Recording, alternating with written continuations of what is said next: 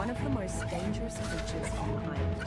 As powerful and dangerous as the Tyrannosaurus is on land, Megalodon is near its equal on land. In addition, it has a speed advantage over any non-aquatic creature when submerged. Megalodons need large quantities of food to sustain themselves, so they attack most creatures immediately on sight. Smaller fish are the sole exception I've seen. I believe this is because they cost more energy for megalodons to catch than the predator would gain. Having access to the resources and treasures hidden deep within the ocean is near impossible without a domesticated sea creature. The megalodon, though difficult to domesticate, proves to be very useful when exploring the deep sea. It's not the most efficient swimmer, but it should be able to protect your cargo should you find yourself in a hostile encounter.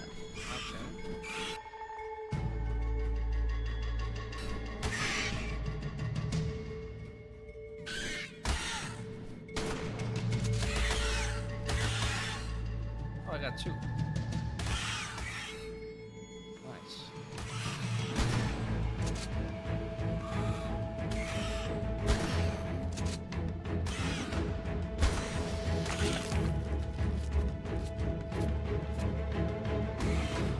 Team up on it, boys.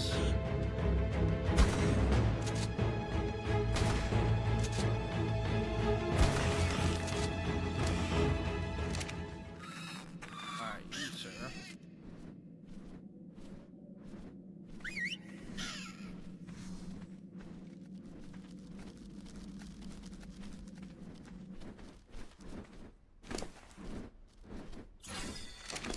I can't put him on my shoulder?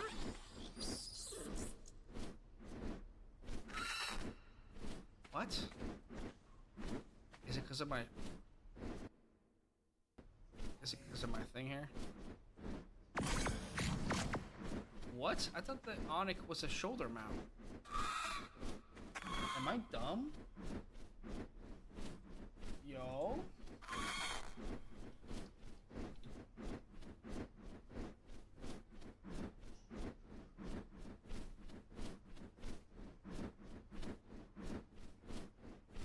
Please tell me it's a shoulder mount, bro.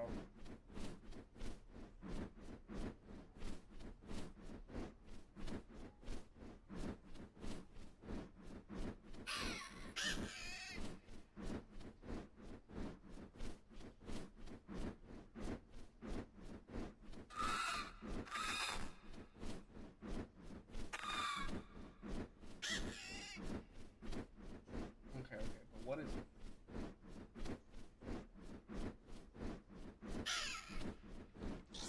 Still.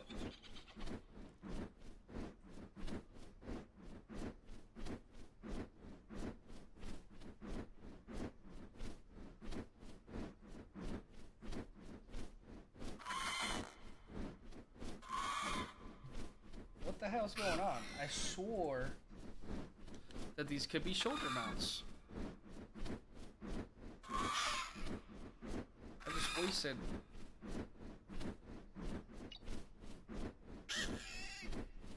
Whatever. That is so annoying. What's the point of these guys? If they can't be shoulder mounts, I don't get it. I figured it'd say pick up with a Y or whatever, and that's it.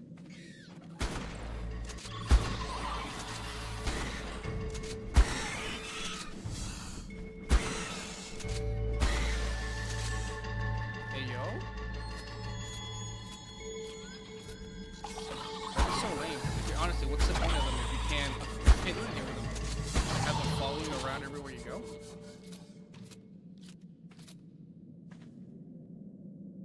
Hey, you. High level. 168. He's a big boy. I eat that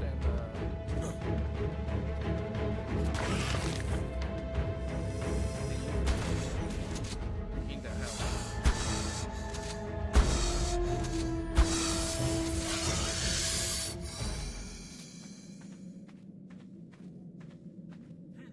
So I'm really just trying to find all the explorer notes. I know this cave, like I've been in this cave before, obviously. It's just, I haven't really explored it like that. So what's in here? Look at that. The first round of trials for my new Lazarus chowder have gone marvelously, but I have found it hard to maintain my enthusiasm. After all, I will never get truly definitive results with only Mesopithecus subjects. It is quite frustrating. Even so, I see now that Isabel was right. Having my assistants take part in the trials would be asking too much of them, and they are too valuable to risk so frivolously. If I cannot find human subjects from the nearby tribes, then I shall have to make do with trials on apes and monkeys. Perhaps it is finally time to capture some Gigantopithecus. Interesting. 1, 2, 3, 4. I'm only missing 4 and I finished all of his.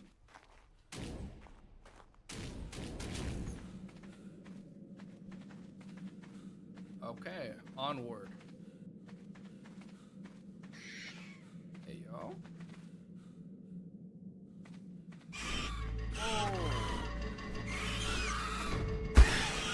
Oh, I have the sword.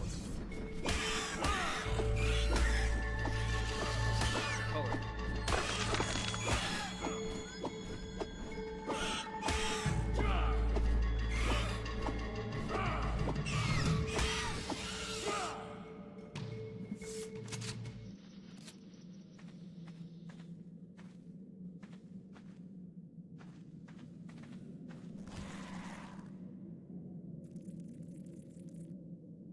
Oh, this guy.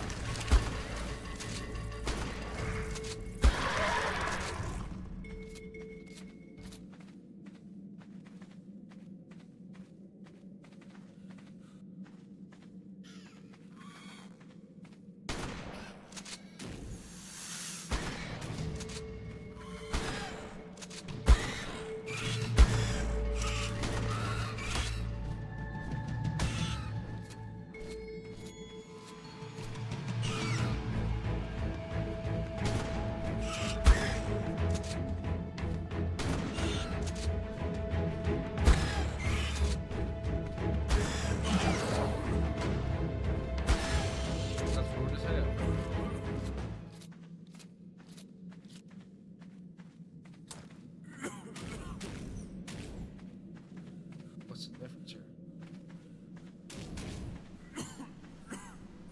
Put the artifact just right there? How? Is this... Oh, this isn't the swamp cave. I think I had this confused with the swamp cave. Interesting. But I have been in here before.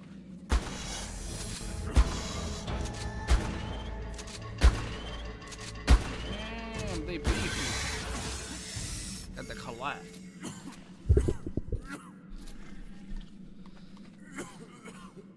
Hey, yo. Freaking dung beetle, bro.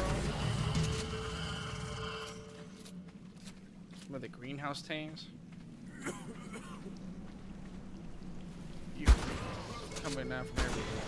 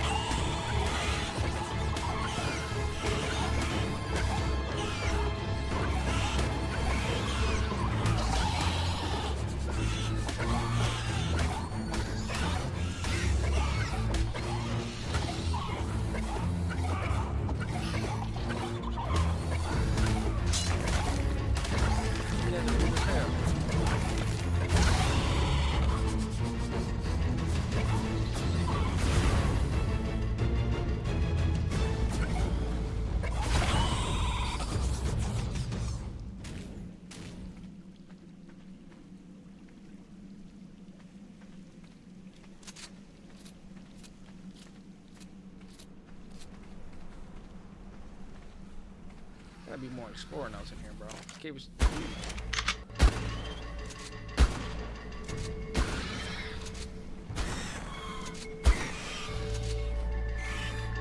Wow. Ah, really?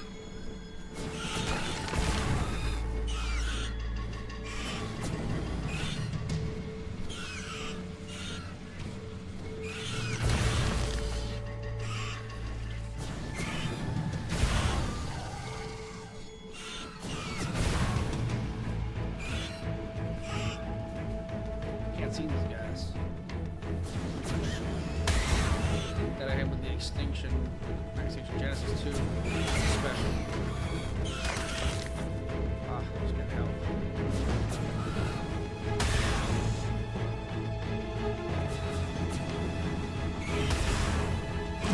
Good boy.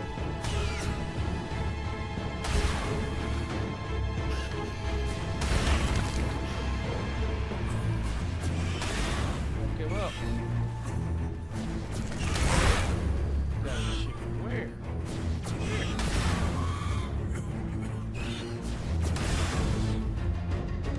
Where's your explorer? Is he dumping them?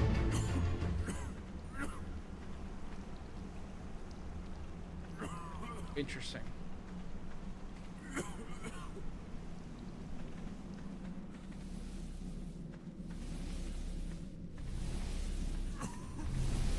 Ooh, exploring out over here. Ah. Why am I chasing this? Oh, yeah.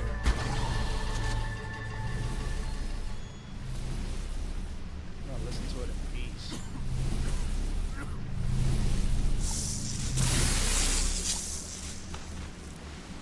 Well, what the fuck? What's down there? Alright.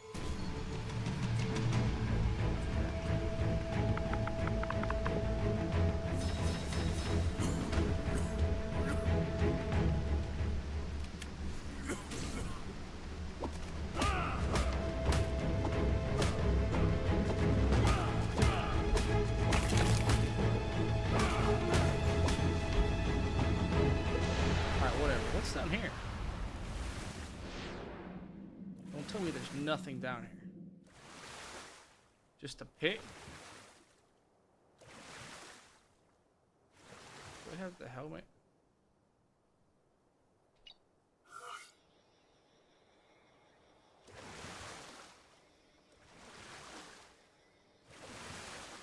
Interesting. It's just like a pit.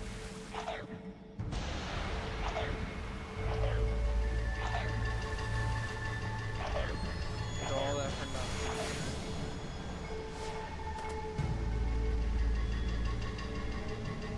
I need to fuck off now.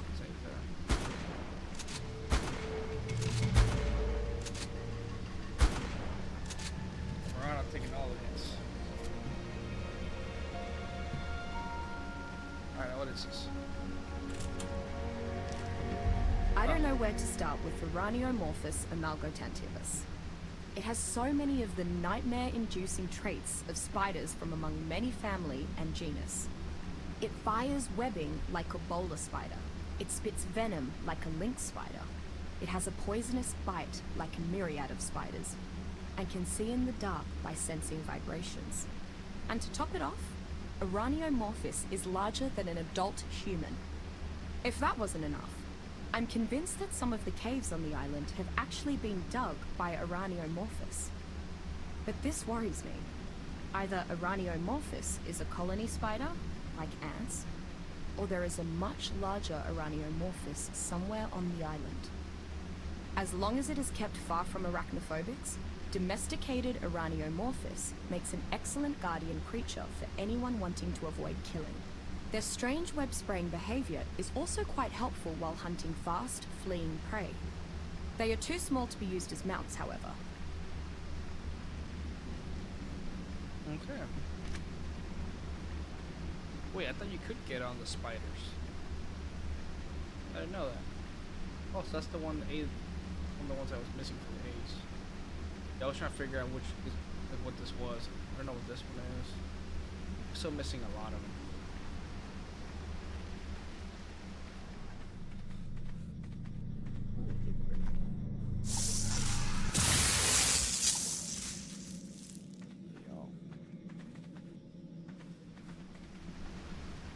Wow. No, I was expecting another, what's it called? An explorer note, like the rock wall.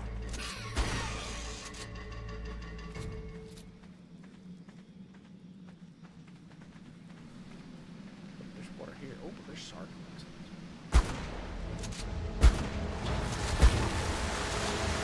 Fucking got me. Fucking savage, bro.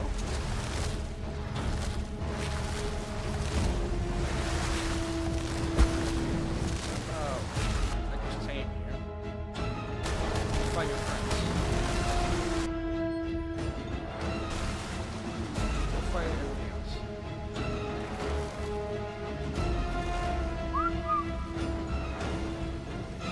So, aggressive.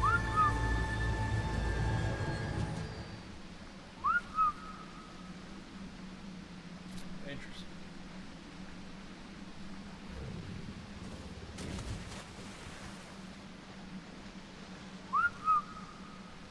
You.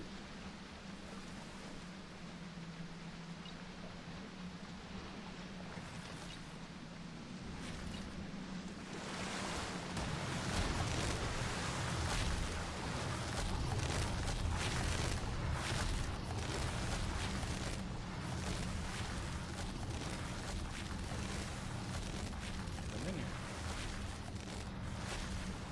Waters are just full of lies.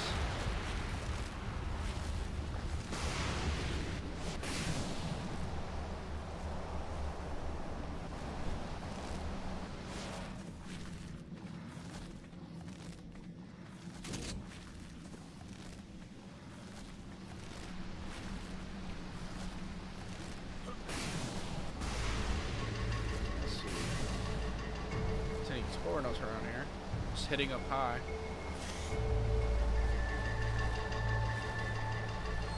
It's not.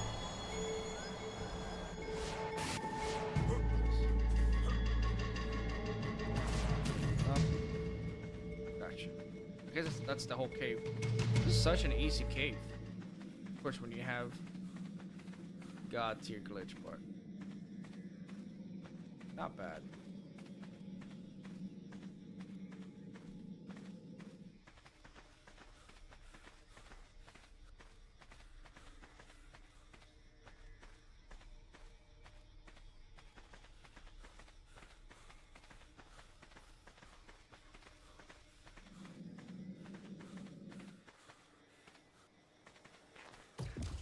I'm definitely gonna take that out.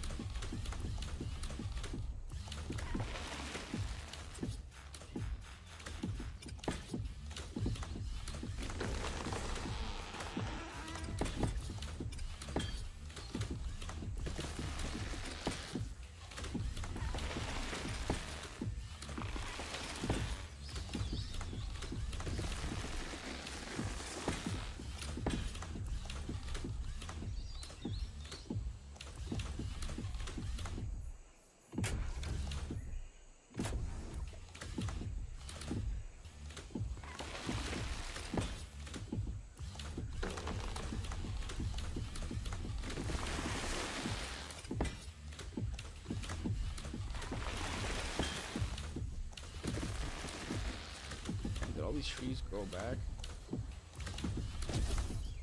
It's annoying.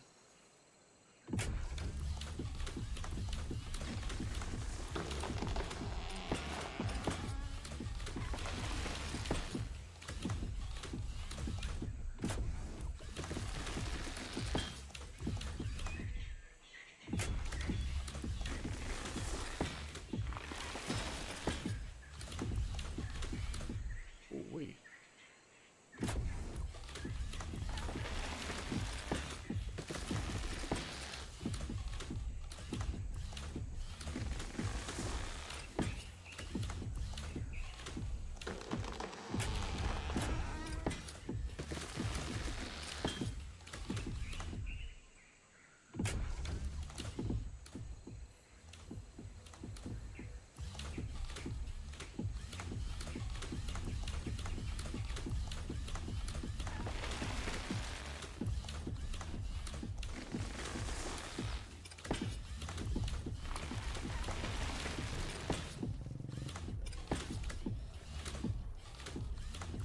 need to make the saber-tooth size a little bit bigger.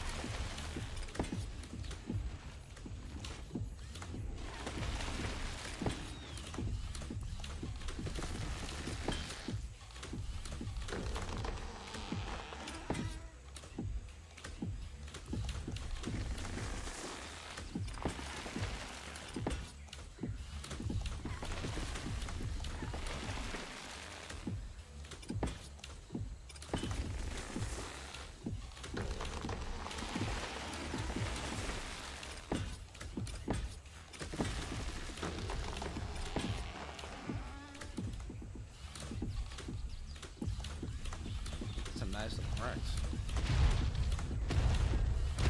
Still 24.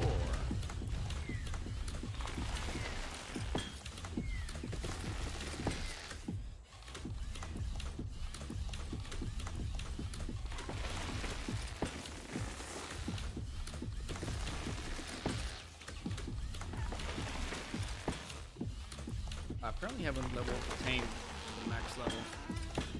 It's crazy to me.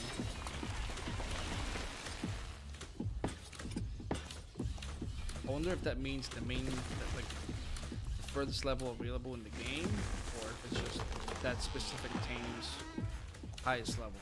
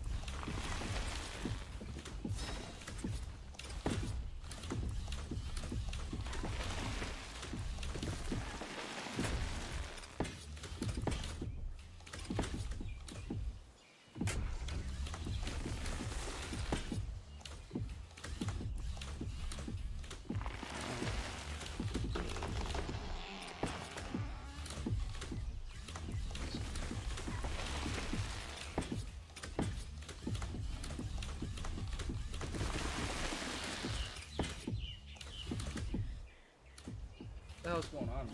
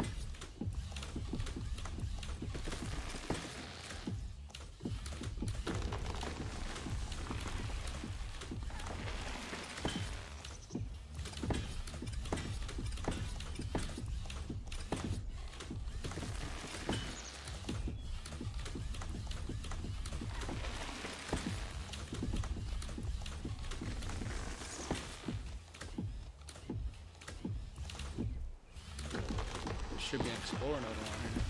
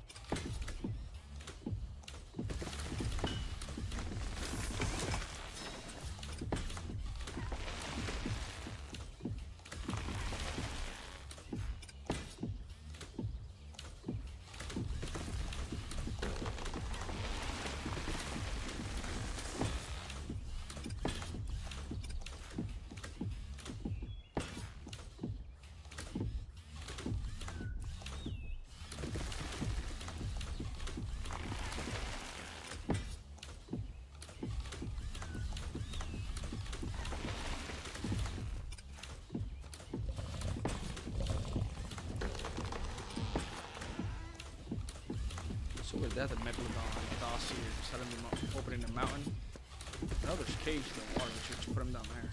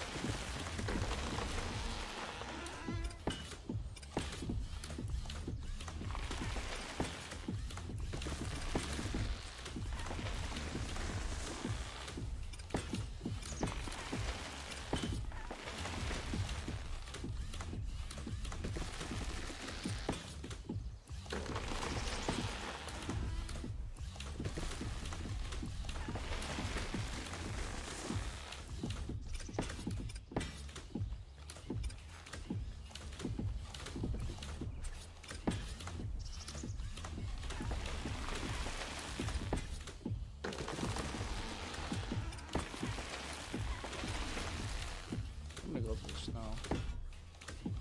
That might be one of the areas we're missing. A lot of explorer notes.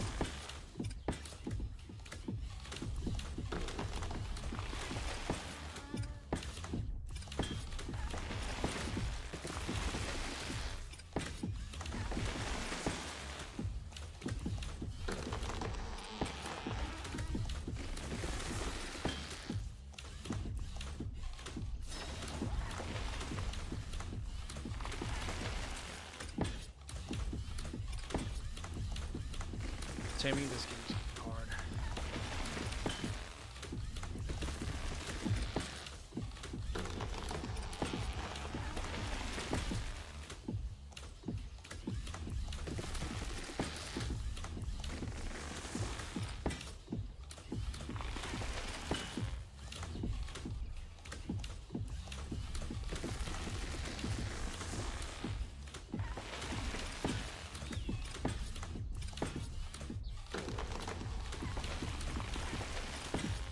The whole time I've been playing this, I've only seen one Ovis. Just one.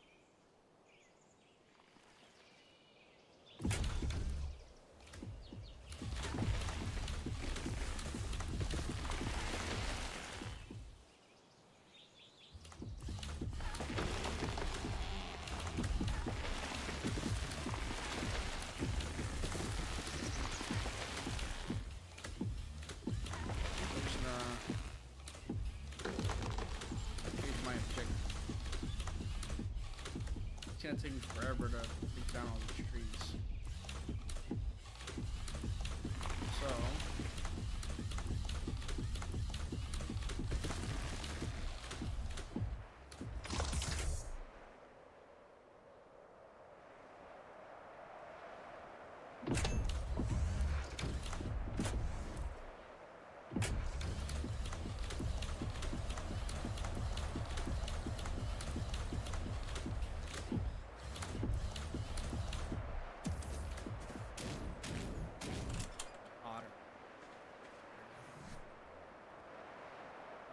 I'm gonna try to do 2 objectives.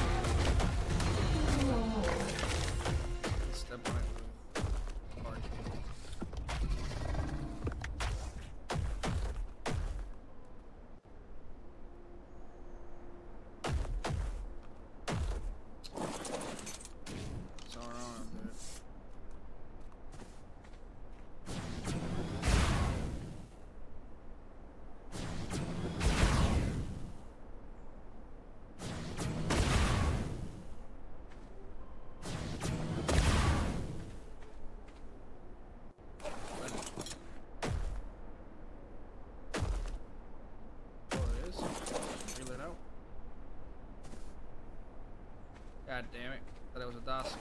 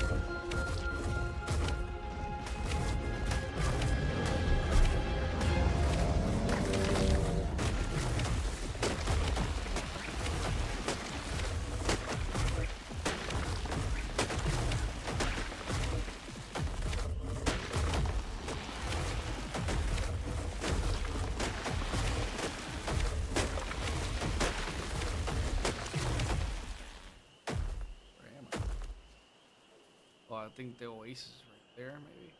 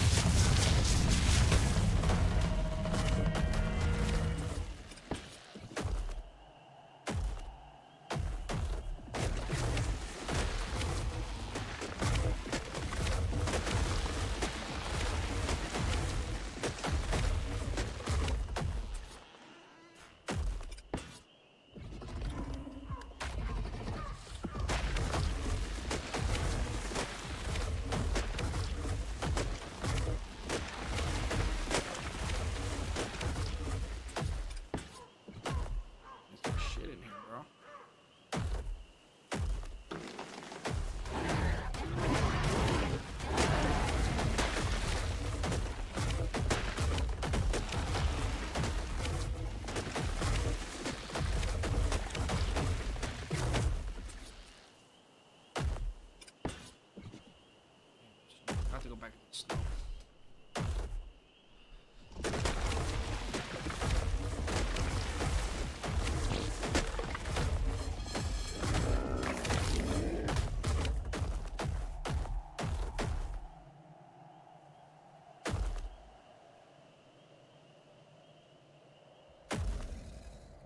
What's going on right now?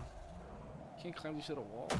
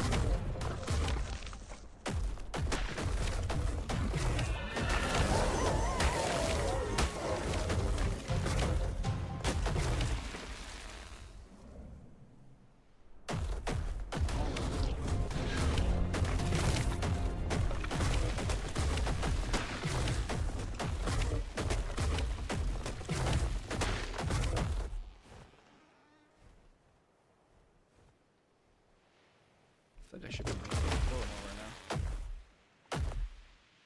There's one. That's hilarious. That is actually funny, dude.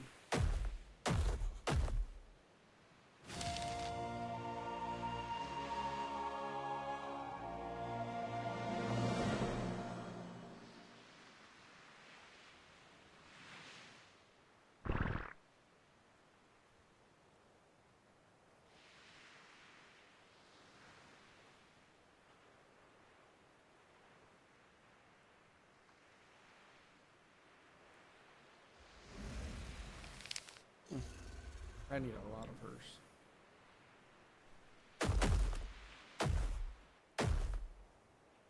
I don't know how, I just knew. I was like,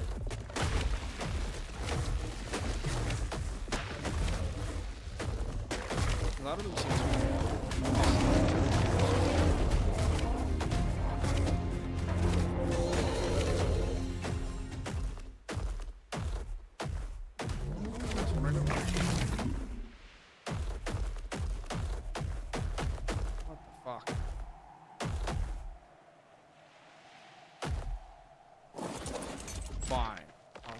myself.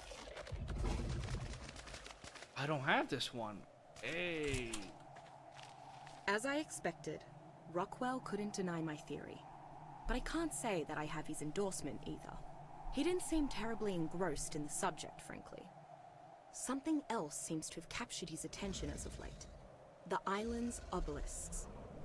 Apparently, Rockwell stumbled upon a way to interact with the towering monuments while spelunking. Of all things.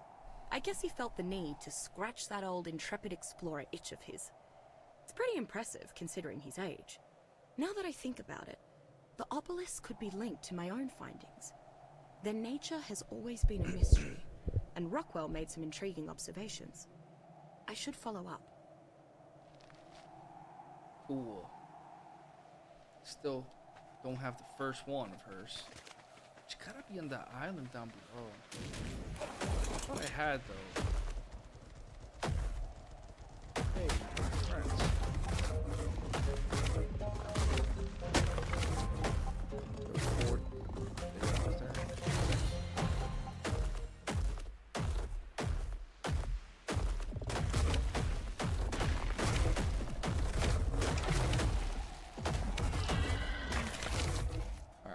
We missed some explorer notes up there somewhere. Let's do that and then come back.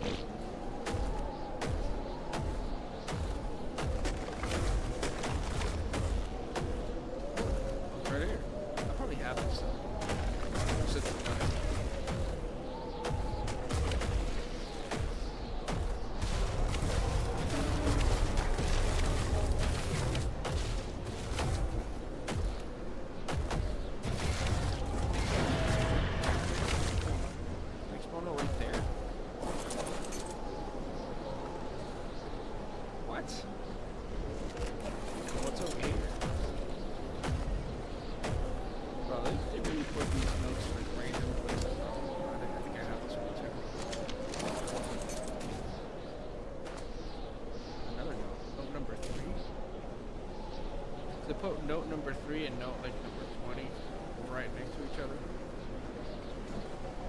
Where's it at? 3 and 14. Put them right next to each other.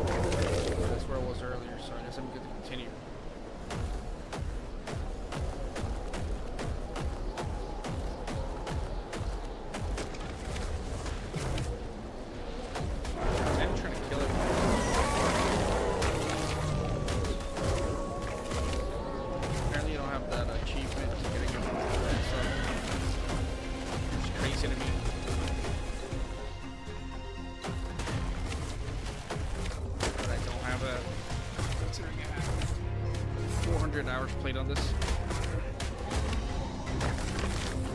Over 400 days, my man.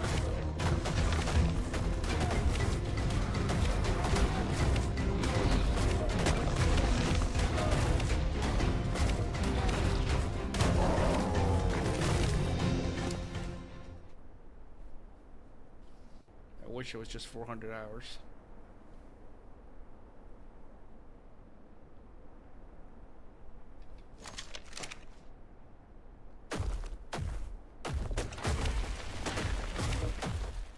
There by the beach.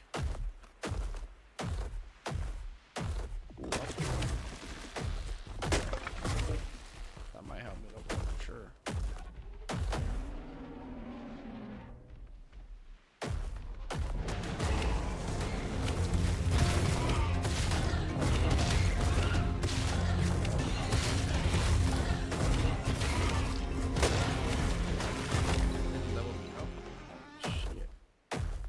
Bag.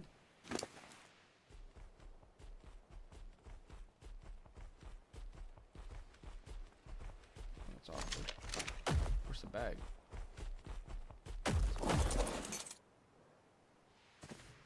What? That alpha didn't drop a bag. What a freak.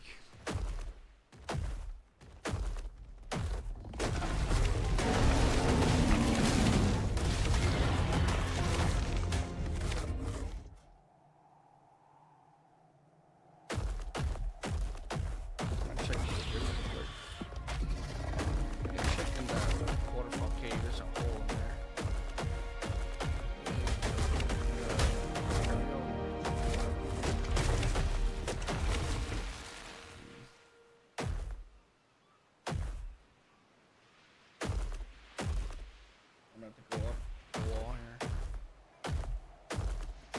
up to the forest again. Yeah, I went in that cave. It's like a hole in there, so exploring out.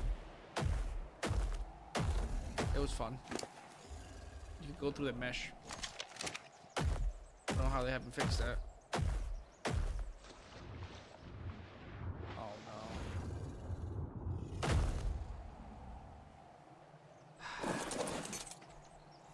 Cryo him.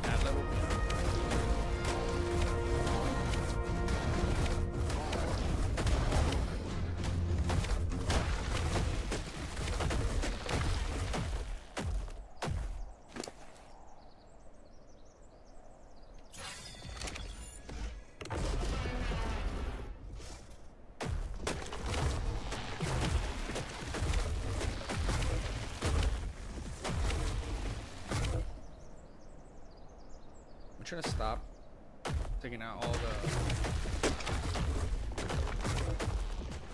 the trees that I usually do. Foundations take forever.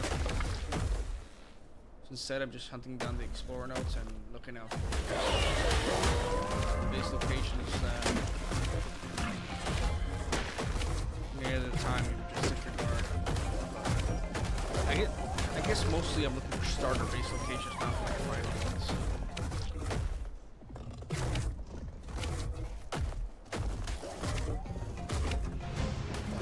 Because the final ones are just the ones in the cave that got the water, the ice cave, the swamp, or the pack cave. There's more just hunting for like small areas to start out. There's no way in hell anybody's just gonna go straight to a cave to get teleported.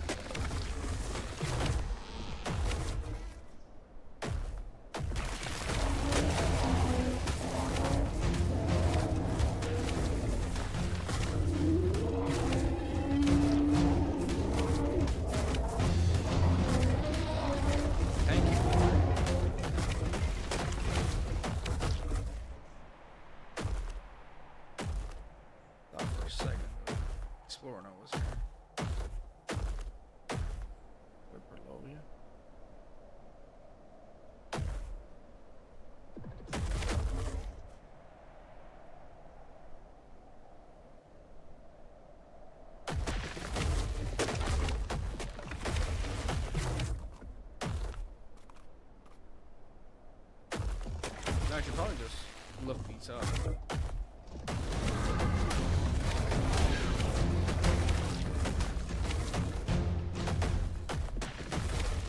I might have just ended up doing that. This took me a very long time.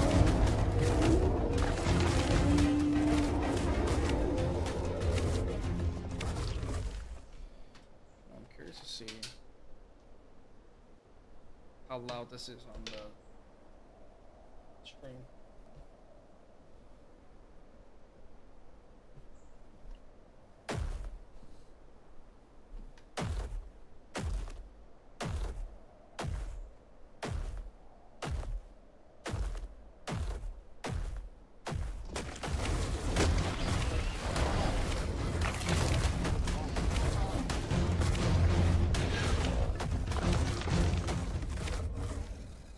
Not bad, I have a full volume. Here we go, boys.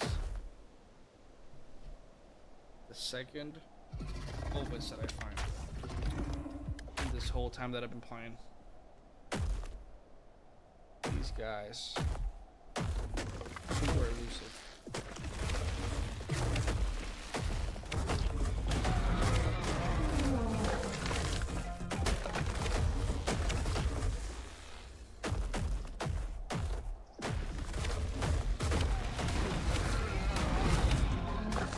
The Opus that I found was one of the Island Hills down there.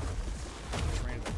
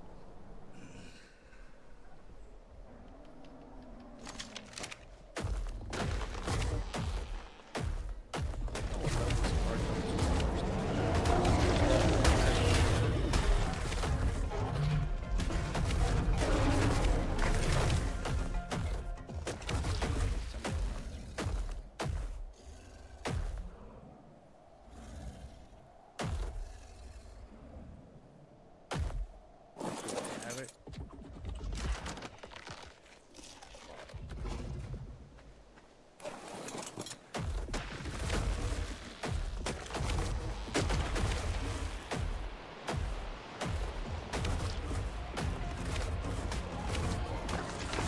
Yeah, who did this?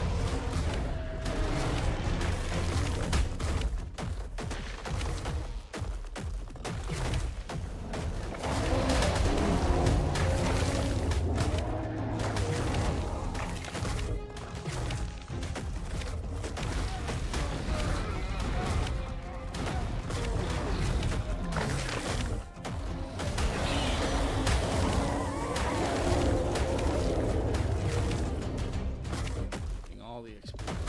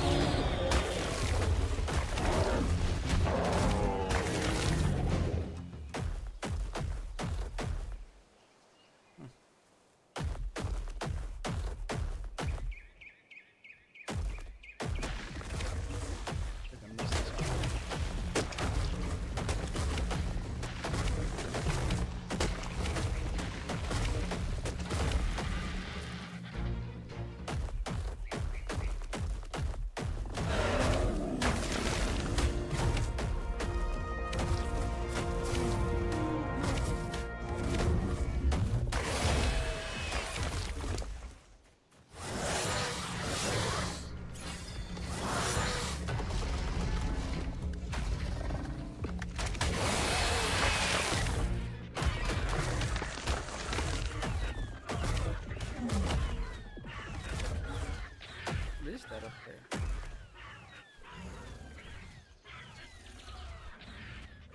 Compy. Compy. I went full circle and I'm back over here. Gotta go back to the snow.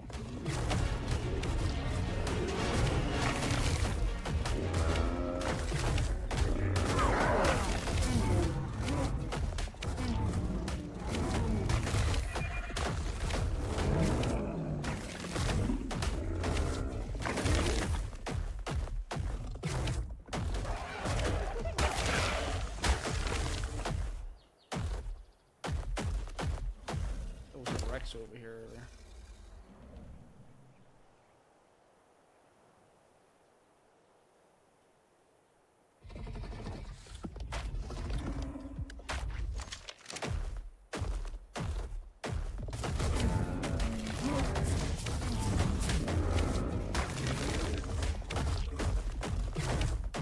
Alright, I'm going back.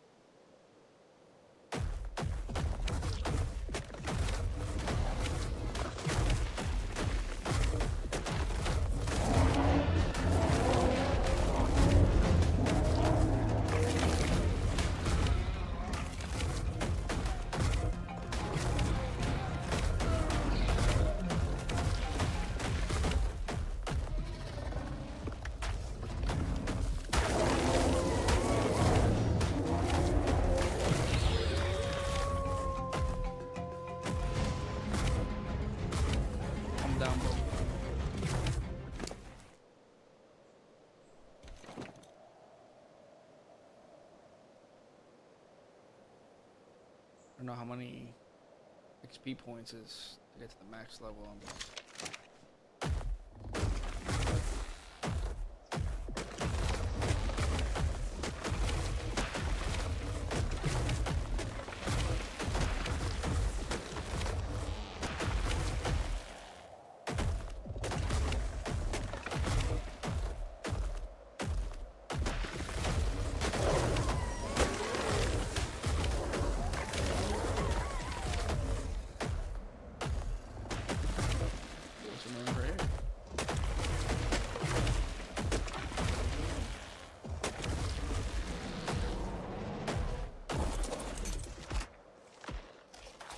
I don't think I've ever gotten these.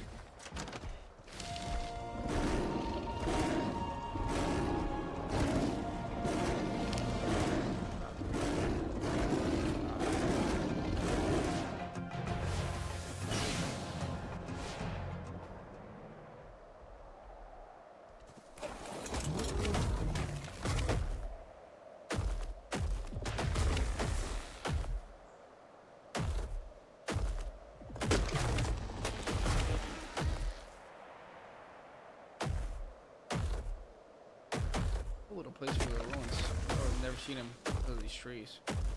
I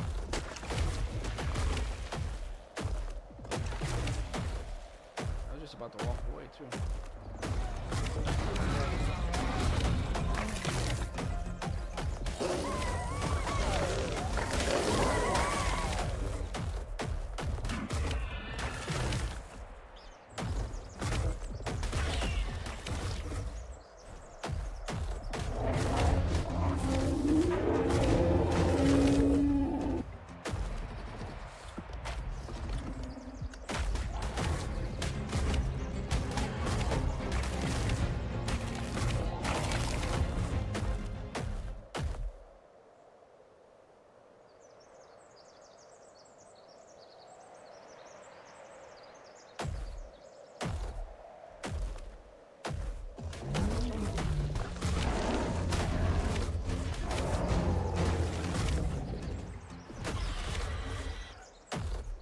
Now this fog is making it even better.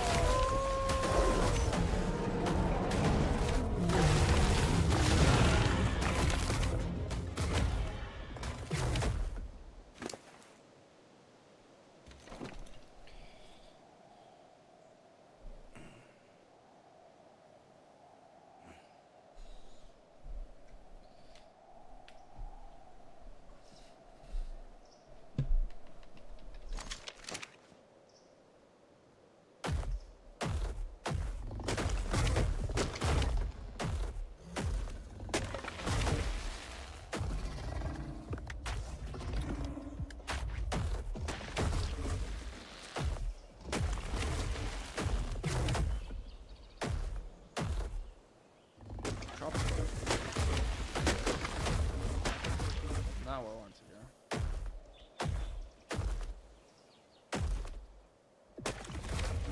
My foundation. No, I'm crazy.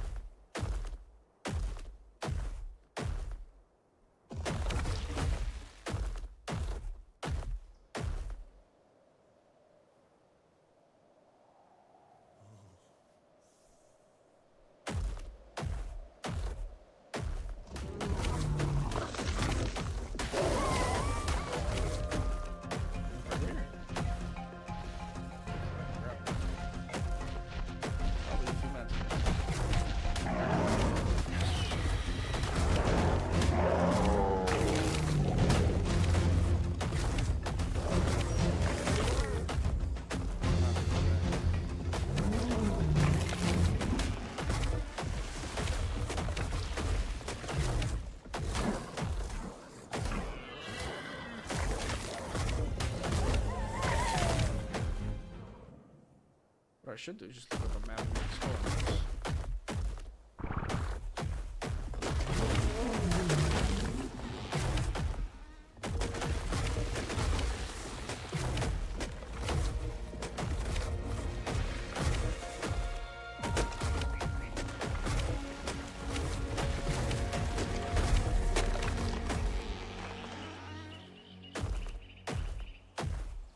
Yeah, I'm gonna do that. Fuck.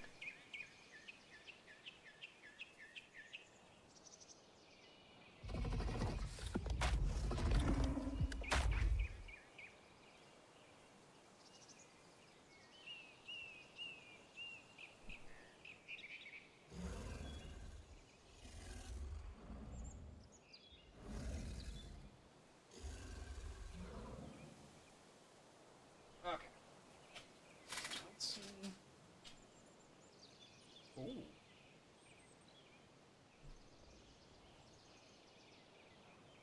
Where's this at?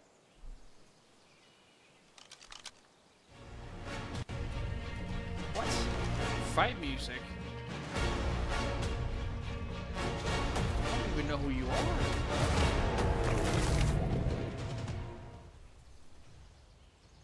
Correct. Holy shit.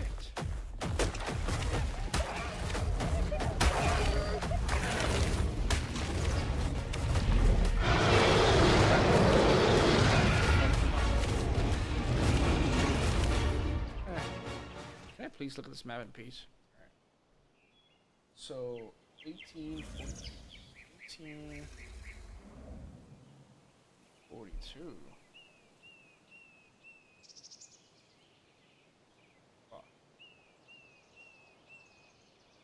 Let's see. First of all, let's see if I ate maps.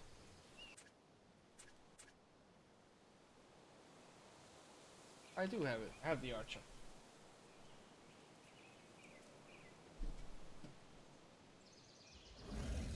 The Arthur plural, right? What am I missing?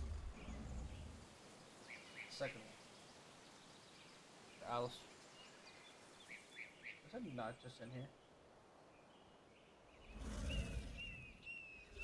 I'm missing the Allosaurus.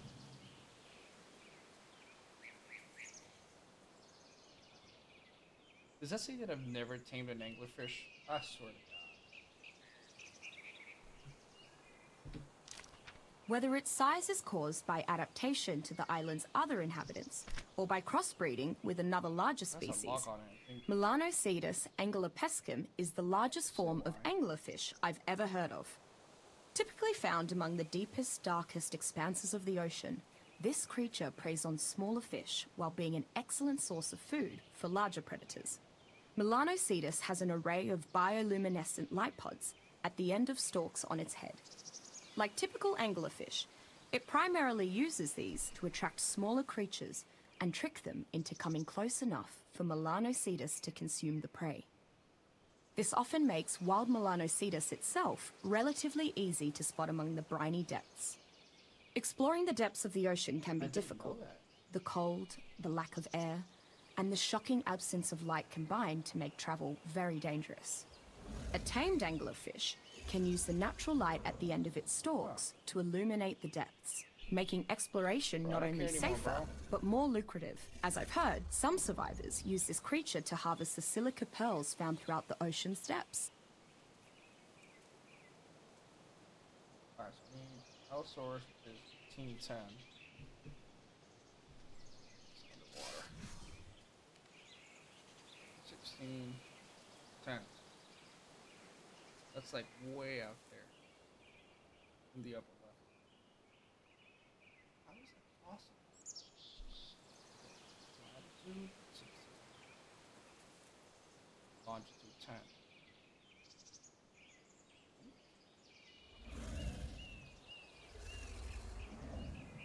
This guy.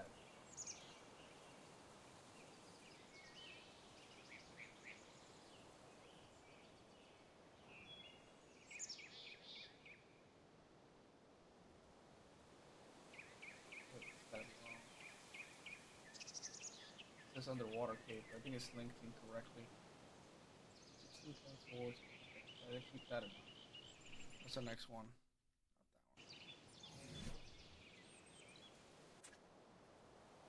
Not that one. Okay, so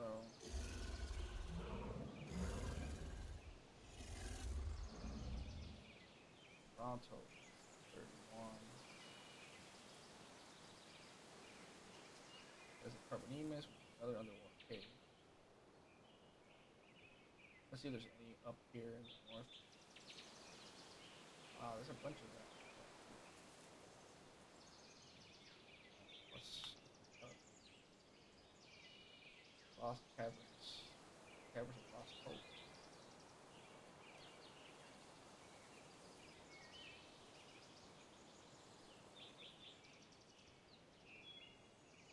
Oh, this is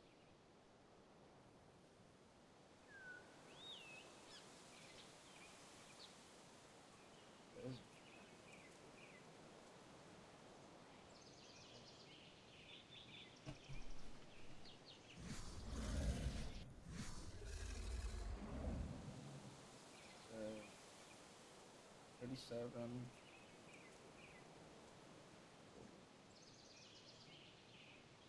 Okay, that is where I'm at. Need a GPS.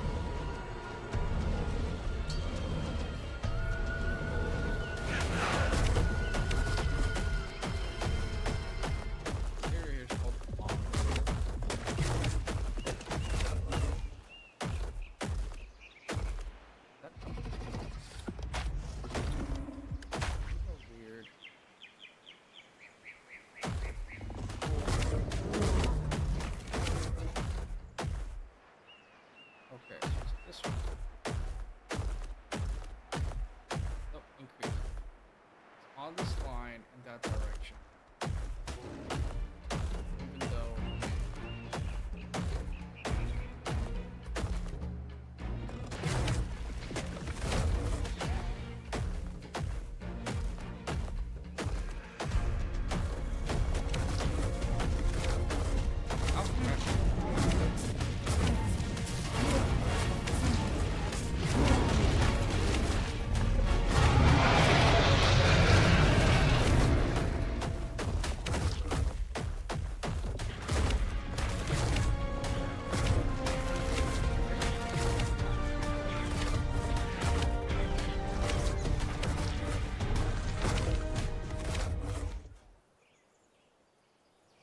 that's the no chance.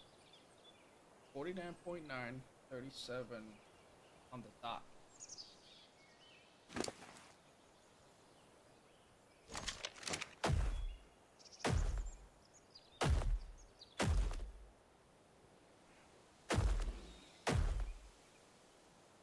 On the dot.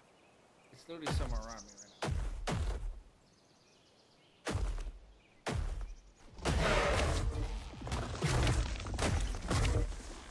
I was just here, bro.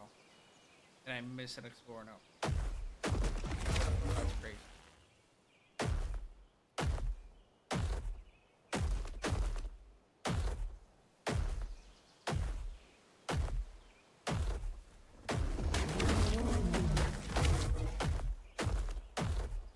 Oh. I'm on it.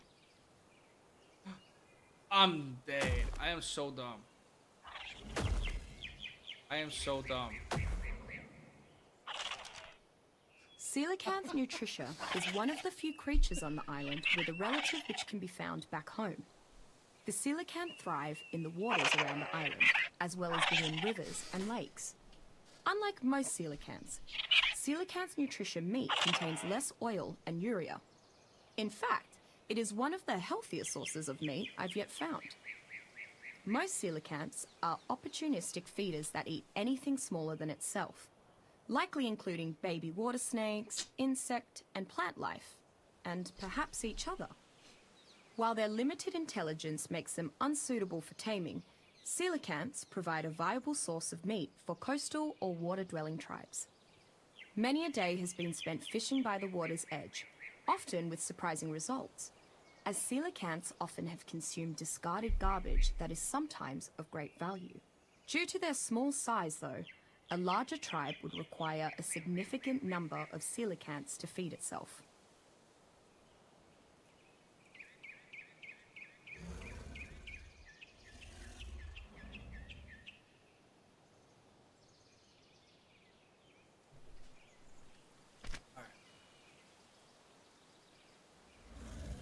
We have so many. There's no way I was gonna do this without them.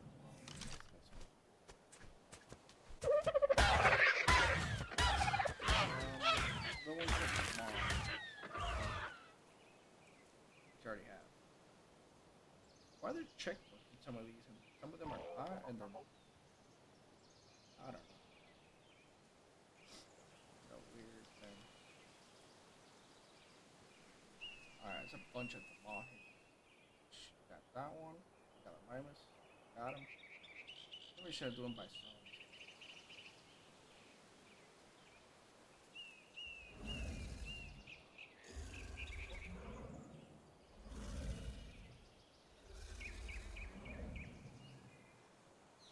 Wow, I didn't even know that was a football.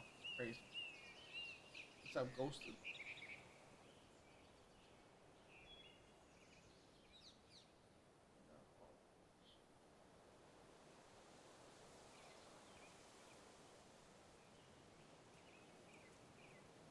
Okay. I guess we'll just keep hunting.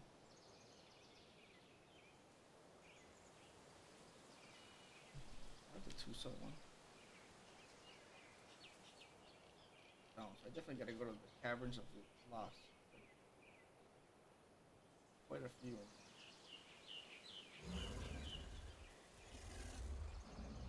Wow, they have a whole map. What that is.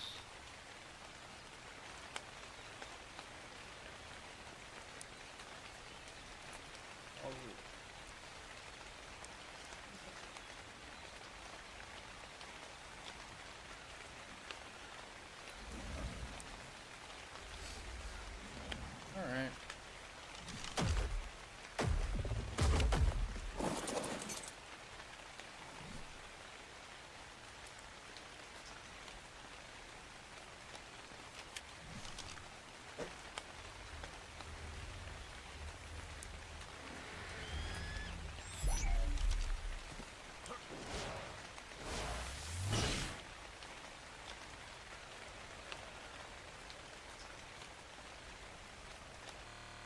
No way.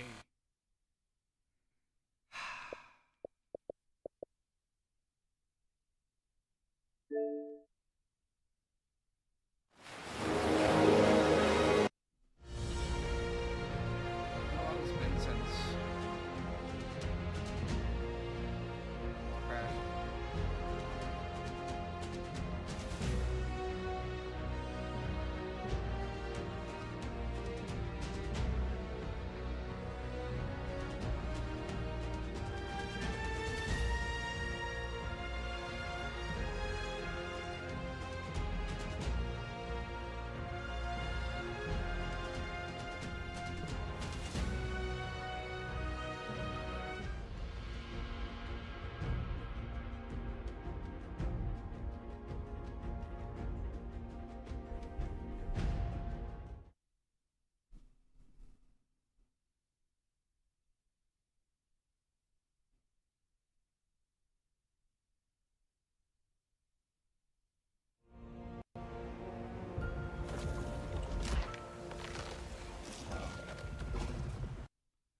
He only did it right here. That's not bad.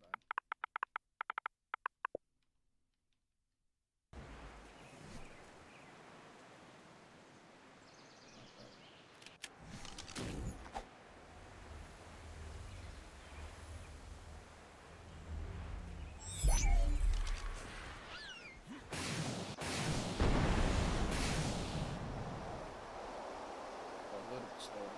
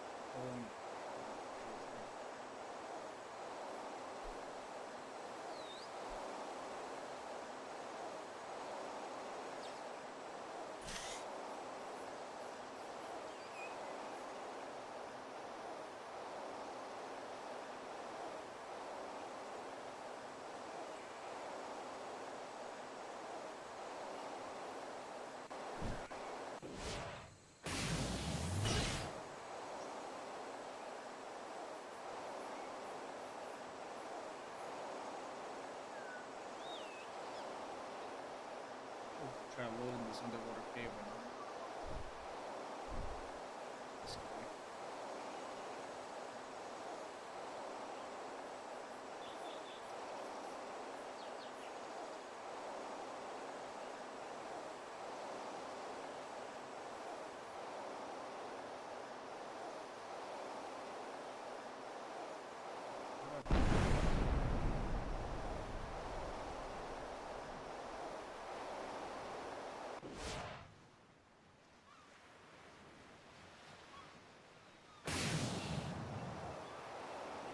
In this cave before. Very surprising. Okay, exploring what's in here. Hell, I think I used to be built in this cave. I've raided it for sure. Why am I walking underwater? What the fuck is happening?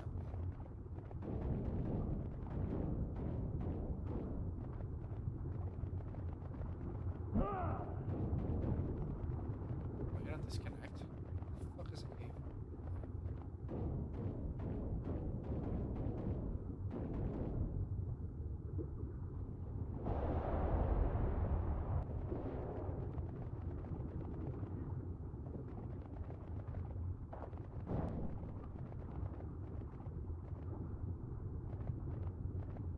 Oh.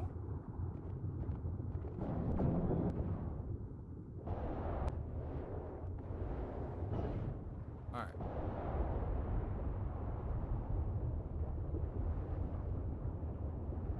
So.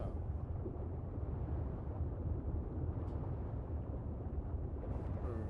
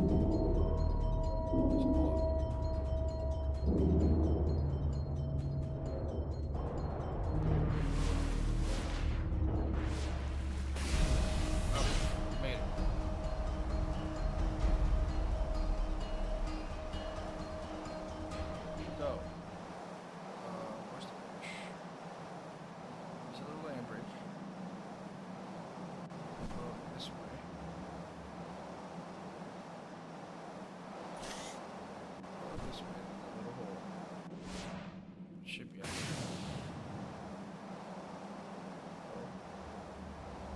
don't think I've ever found. Ah, I think. Wait. But I should.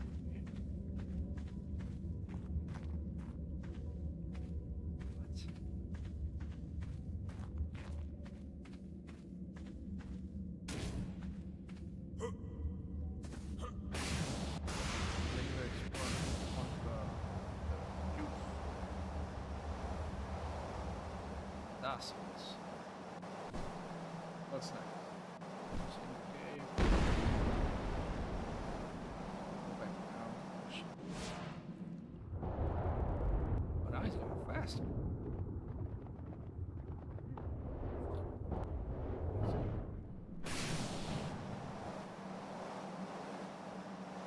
Oh, going for here. What happens right there? Gather one across. There's one more in here. You're telling me that's the one that I'm missing. I highly doubt it. I highly disagree.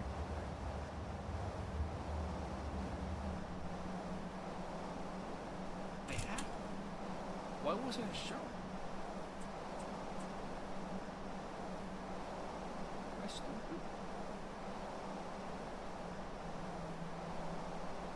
Oh, yeah. Damn, that was slow. Alright, what's that? Just came over here for nothing. Had all of these. I'm missing it. Tyrannus. A lot of this. I'll have. Alright. Fuck. Let's get out of here.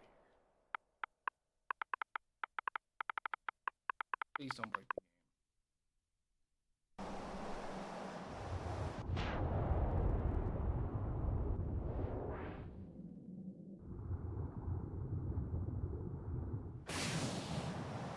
Alright, we're good.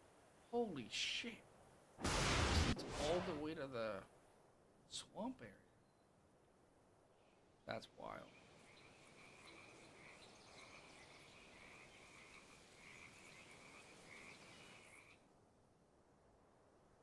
Hey, that's a deep cave. Alright, so get the boy out.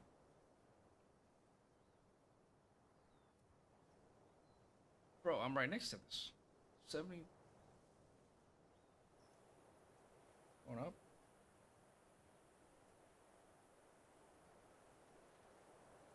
That's going down. That was.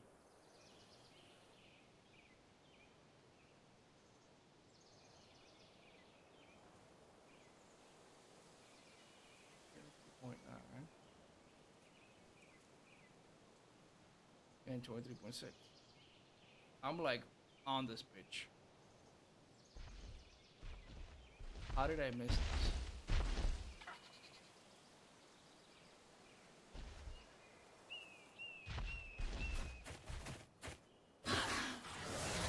Calm down.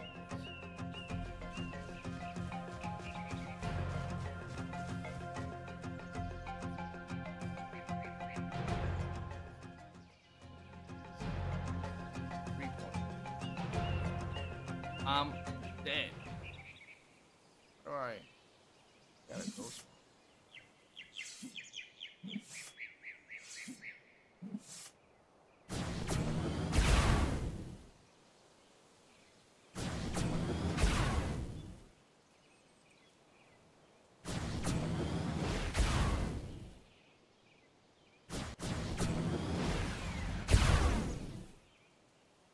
Oh, there you go. You gotta go small.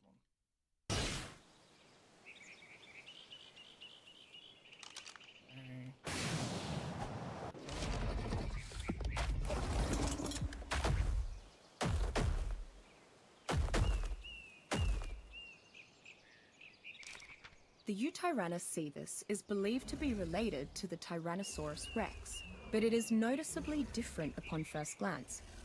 Feathered creatures are not necessarily viewed as dangerous predators in the same light as other theropods.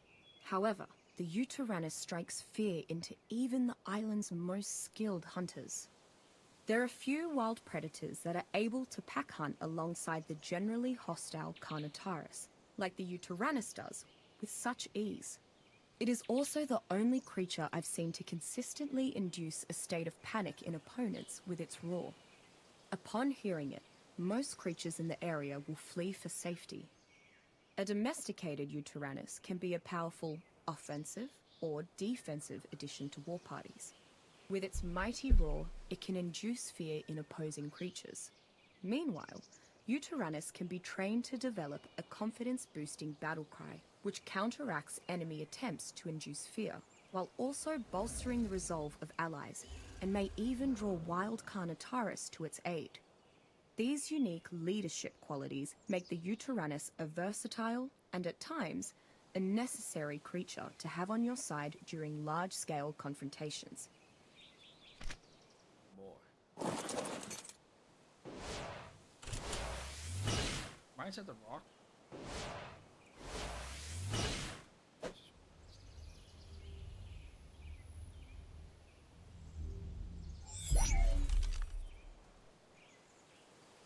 Take out the ghost.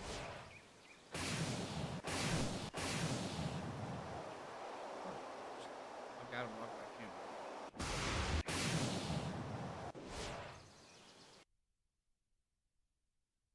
Damn, that's getting annoying. I only did it for that one cave.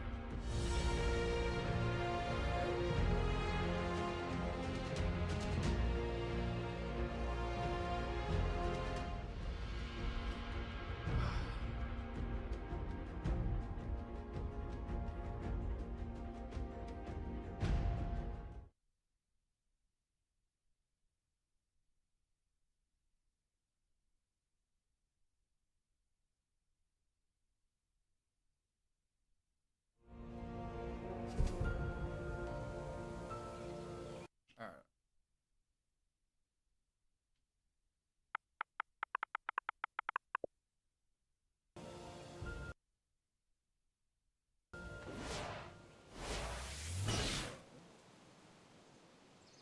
What's that? The woolly rhino. 39.2.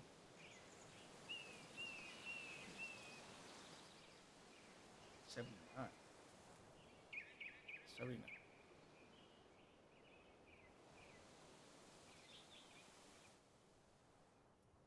Oh, the South Paw. This is it. Apparently a place that looks like a paw. Right here. This? Can't tell. Yeah, there it is. I don't think I've ever seen a Titanosaurus.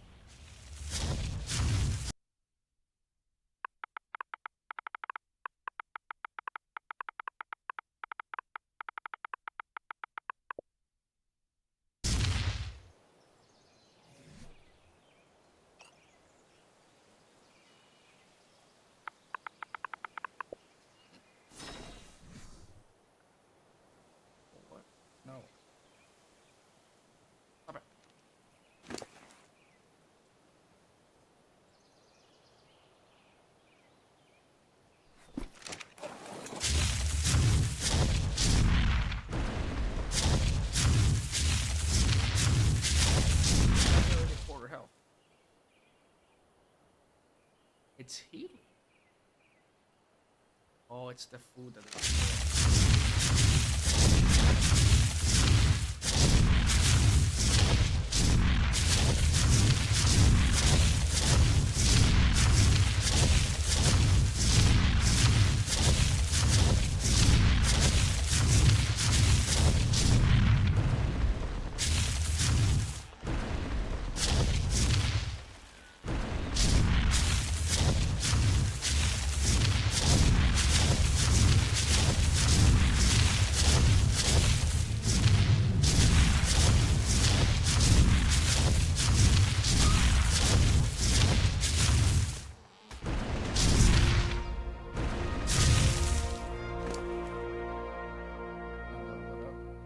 It's crazy, yeah. Alright. Now I need to find this. 79.2.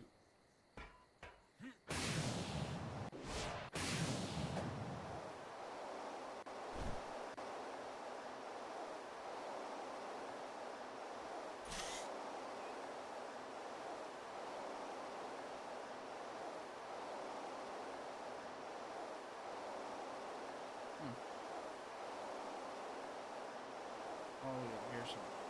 I'm surprised it didn't take out all of these trees.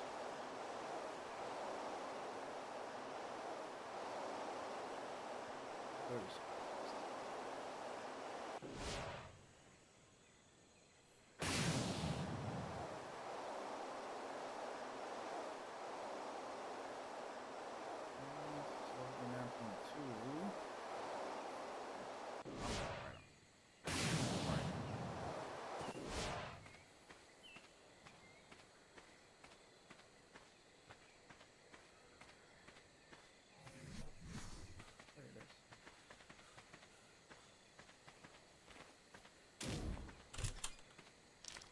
Coelodonta utilicero is a friendly herbivore, common to the tundra and grassland regions of the island. It is a large and dangerous creature, though it seems fairly trusting of the fauna around it. Once attacked, Coelodonta begins charging towards its foe. It builds up momentum as it charges, and depending on its ultimate impact speed, the results can be terrifying. With enough room to charge, it can even skewer the largest creatures in just one gore. Despite how powerful Coelodonta are, many tribes still hunt them extensively due to their unique resources. Its horns can ground into a highly arousing powder, and its thick fur can support many insulating outfits, making the Coelodonta in high demand. Even less advanced tribes use packs to hunt them down, though at significant peril. When not being hunted for its horns, Coelodonta makes an impressive beast of burden. Its ability to take on far larger opponents, provided sufficient charging room, as well as its sizable load capacity, make it a solid addition to any trader party or gathering expedition.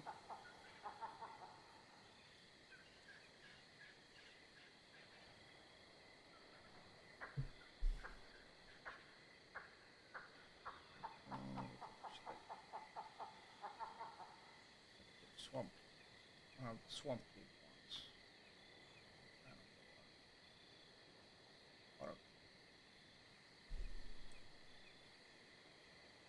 Titanosaur. Damn.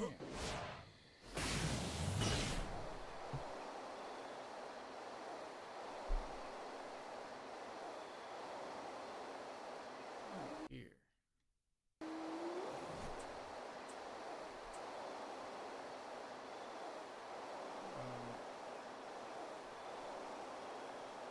What's the raptor?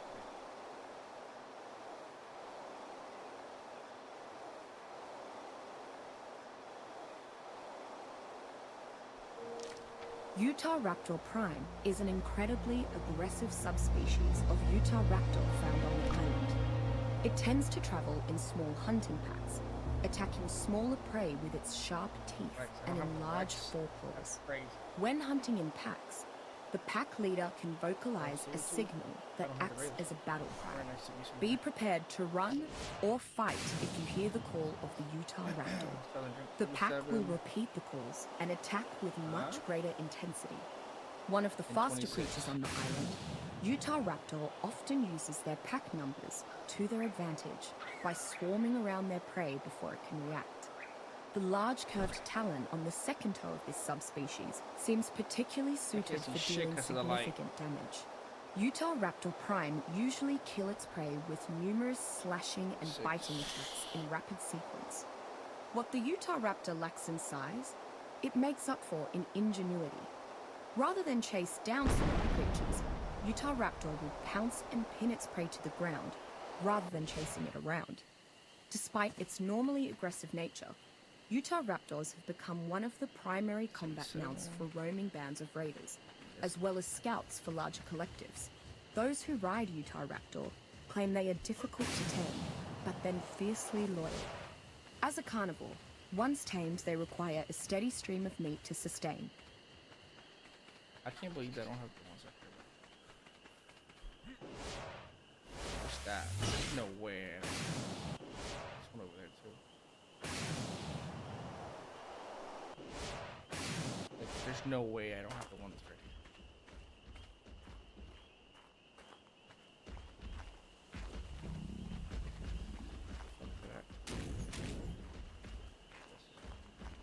Okay.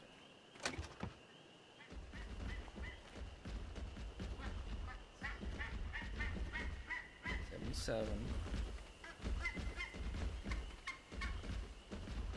26.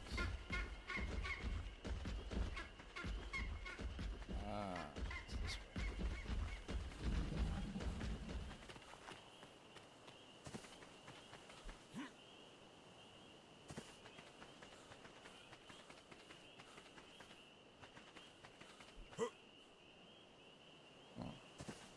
That.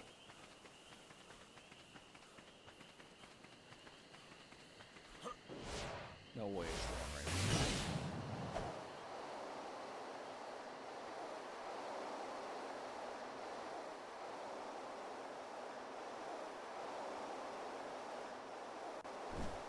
Something right there.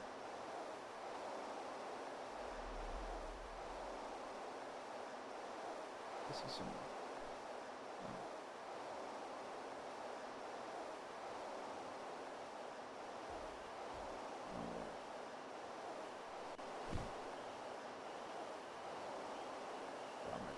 Right near somewhere.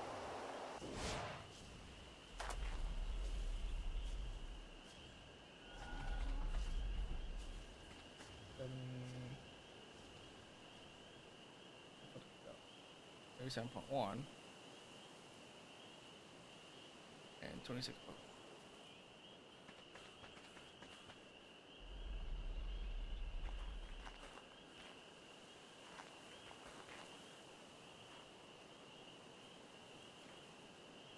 Is it below me?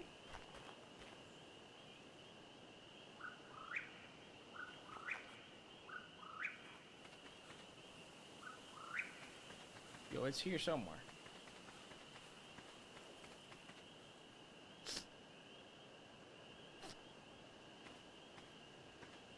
South.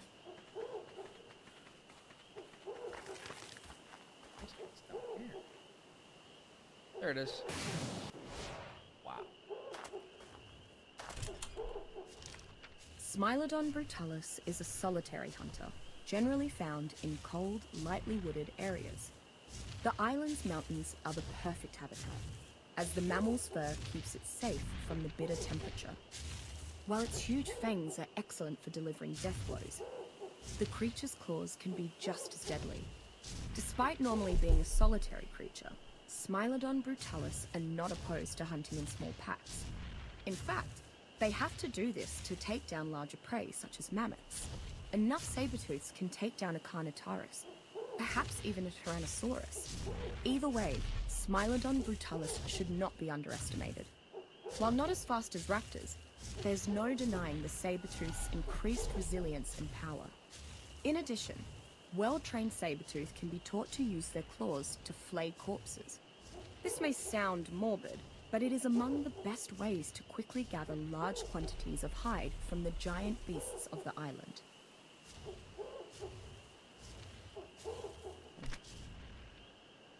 Alright, what's next? Oh, the jungle. southern jungle.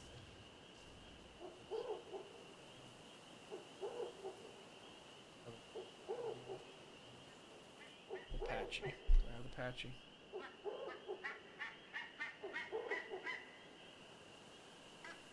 Ah. Oh, this one has a dossier too. Dang.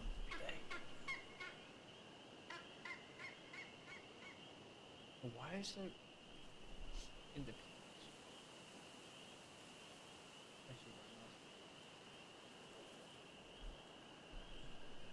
Southern jungle. I don't have. Wait, no, I'm stupid. I thought it was Ragnathia. No, that's the one I'm missing. Pachyrhinosaurus midisora is a medium-sized Why is herbivore it found almost everywhere but the island's mountains. locked? It is generally calm and ignores all other nearby creatures unless it is attacked. Just fine. Pachyrhinosaurus possesses a particularly unique survival skill. When threatened, its massive nasal cross releases a chemical into the air that calms other nearby creatures, making them less likely to attack it. Affected creatures are sometimes hungry enough to ignore the effect, and humans seem immune to it. Conversely, it can seemingly invert this phenomenon at will and coerce creatures into attacking it. Pachyrhinosaurus is an excellent starting mount for anyone new to taming. It is fairly easy to train, can carry enough to be a simple pack animal, and is not as deadly as some of the larger herbivores. Additionally, Pachyrhinosaurus can release its unique chemical on command to protect itself and its rider from nearby predators, or draw attention if desired, making it a potential lifesaver in a pinch.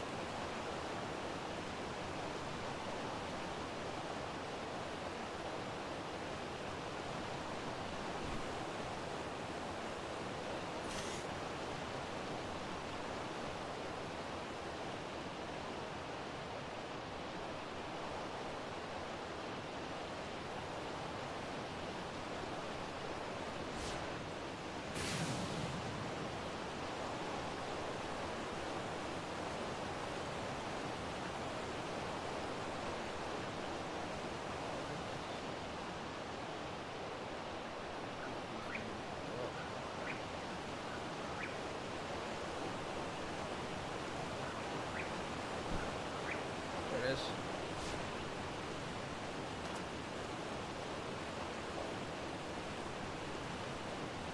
What I have? Why is it being stupid? I don't have.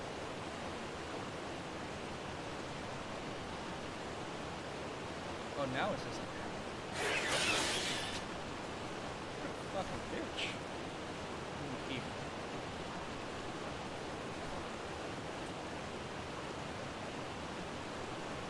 Okay.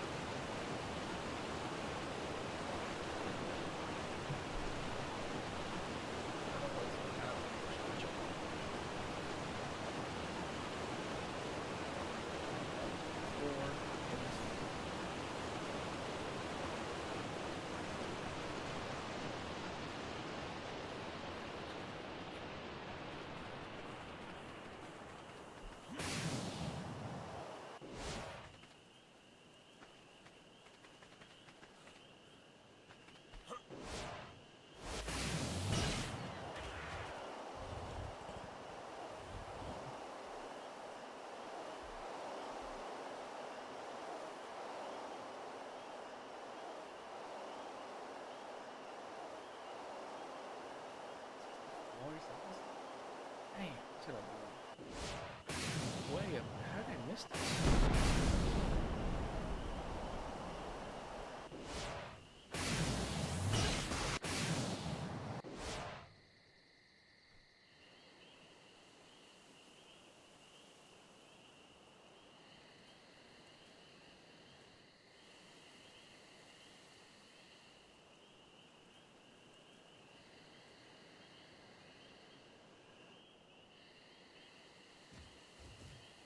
Ain't no way, brother.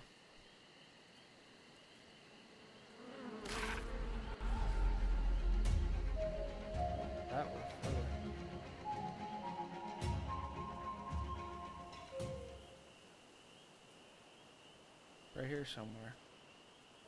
There's a friggin' explorer note. I somehow missed. 64.3. There it is. I can't believe it. Walk right past it.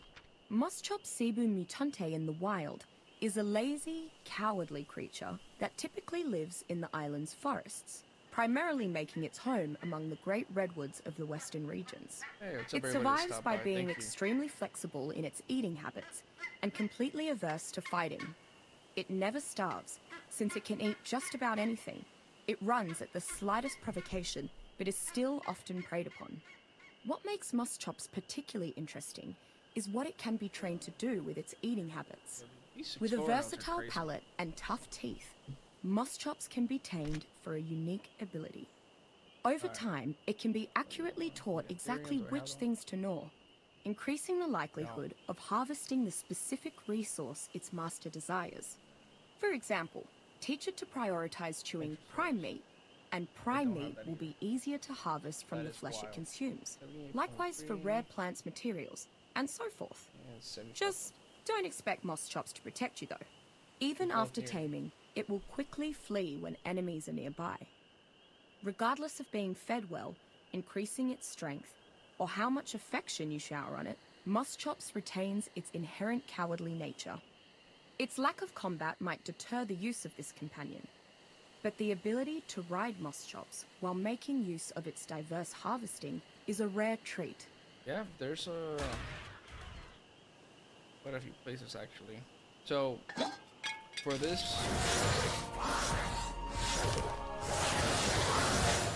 I've been it's a video. It's gonna be a video mainly about the above ground base locations. It's not gonna be like a top base locations in the map in general, because you know those are just the caves. But that's gonna be a above ground starting base, so something where you can set up before you go into the caves, because you need a teleporter to bring all your stuff in. But yeah, right now I'm just looking for the explorer notes. I don't have them. There was nobody watching me, so there was no point in. But I don't know how I've missed so many of these explorer notes. They're just sitting out here in the open. Some of them are like behind rocks and stuff, but looking at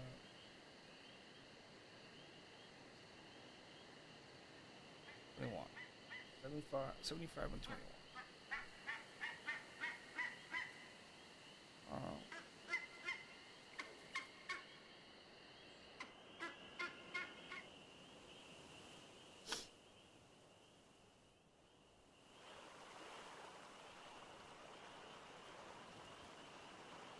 Look at that.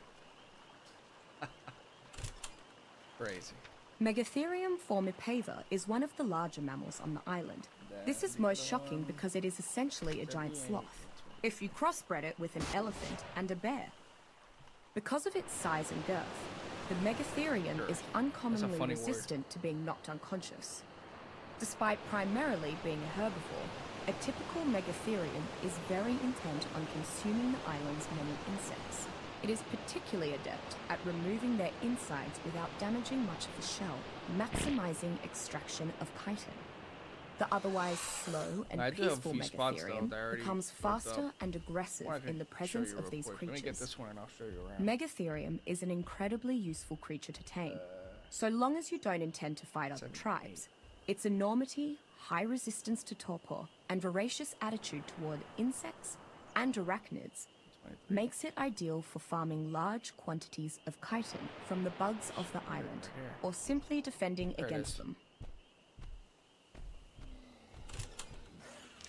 While Kentrosaurus ethiopicus is considerably smaller than its Alright, close so relative, what I have so far. Stegosaurus regium, it is much more formidable in matters of self-defense. Brilliant. In fact, it is arguably the pound-for-pound champion of not only the Stegosaurus, but when encountered in close-knit fighting packs, ranks atop the island's herbivorous I know a lot of dinosaurs people in like general, this spot right here, thanks to its wickedly sharp defensive I don't know. spikes Any creature that attacks Kentrosaurus is I likely to be think it's too reversely big. wounded in Got too turn, many ways and in. it is capable of piercing even the thickest of hides Well, and armors yeah, it's when just it goes on the open area offensive. here. It's one I way have in, so- personally witnessed the Kentrosaurus fell much larger predators in a single such impaling But no, maneuver. I have one over here that's pretty good. Ooh, Underestimating Kentrosaurus can be a fatal mistake, particularly when it's in a herd. When traveling in numbers, Kentrosaurus seems to grow much more favorite aggressive, spot so increasing far the that I range found. at which it will defend its So territory. Again, Survivors have seen Maybe little I'll let it shut up success now. in their attempts to ride Kentrosaurus, owing to its spikes and hot-headed temperament. However, a tamed herd of Kentrosaurus can effectively defend a compound and take on larger carnivores. Once impaled by its attack, the Kentrosaurus slams the attacker onto the ground continuously, helping to turn the tide of a pitched battle. okay, there we go. So this is probably my favorite base location so far. So this is just a location for like a starter base. So when you get the teleporter, then you go in a cave. So I mean, obviously I put the tech generator and all that, but this would all have to be electric wires and all that. There's 2 ways in. So this right here, and actually 3, I guess, 3 ways in. This other one right here, and this one.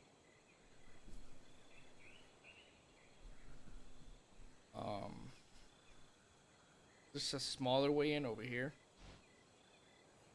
that you could maybe walk a giga up here, and it's right here. Probably walk a giga up here,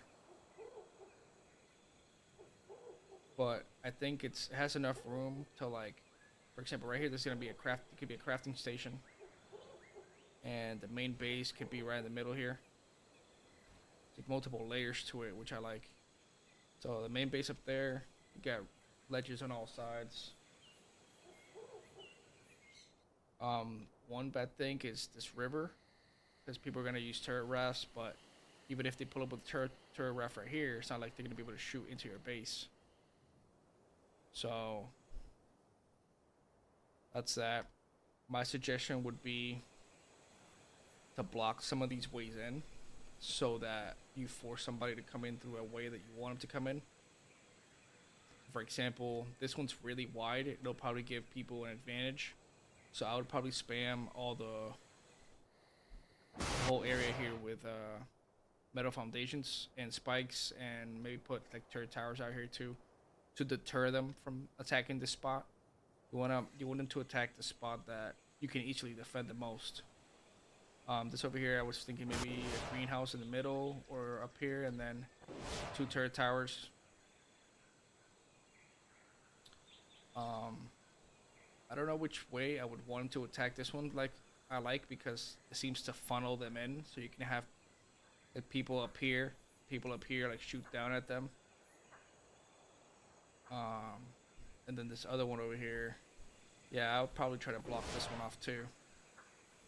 Just put like dino gates, spam it with dino gates, spike walls, foundations, put a few turret towers in here in the mix to deter them.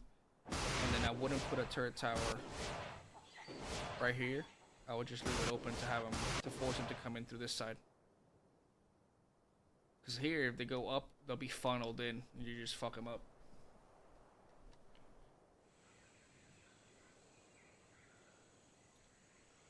Aside from that, that's right. You need sky towers in here too. Of course, not an exposed Jenny. That was just me showing about the tower. Yeah, that so far is my favorite spot.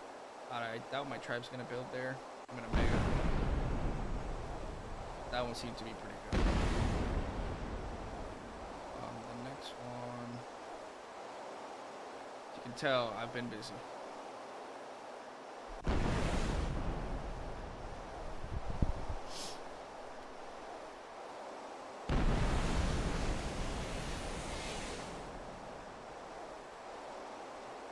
Set up something here. I don't know if I would use it as a base location, because I found that one over there after, but Yeah, this right here eliminates about 50% of the angle that people can attack you. Yeah, I probably wouldn't build on this one at all. I just picked this up. That was just me testing. Let's see. We're more on this side.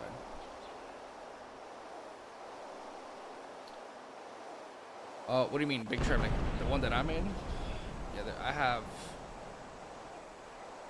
hundreds of people. So, but I'm not in charge or anything like that. So yeah, I'm gonna make a video on these locations. So they're just starter locations. This is not like the best of the best or anything like that. This is just starter locations so you can build up your Rexes, breed them up, do the boss fights, and because the teleporter is the alpha dragon, and that's not easy. I don't know. Anybody tells you out there that alpha dragon is easy, they're lying to you. And that's just for one. That's just for the teleporter. You still need to get the tech generator from the Megapithecus. So that's also alpha Megapithecus. So it's not gonna be anytime soon. There's not gonna be anybody in a cave anytime soon. So people are gonna have to be forced to live out. This is another spot right here. It has 2 ways up. Pretty good spot. It's, I would say medium to large tribes. I would probably.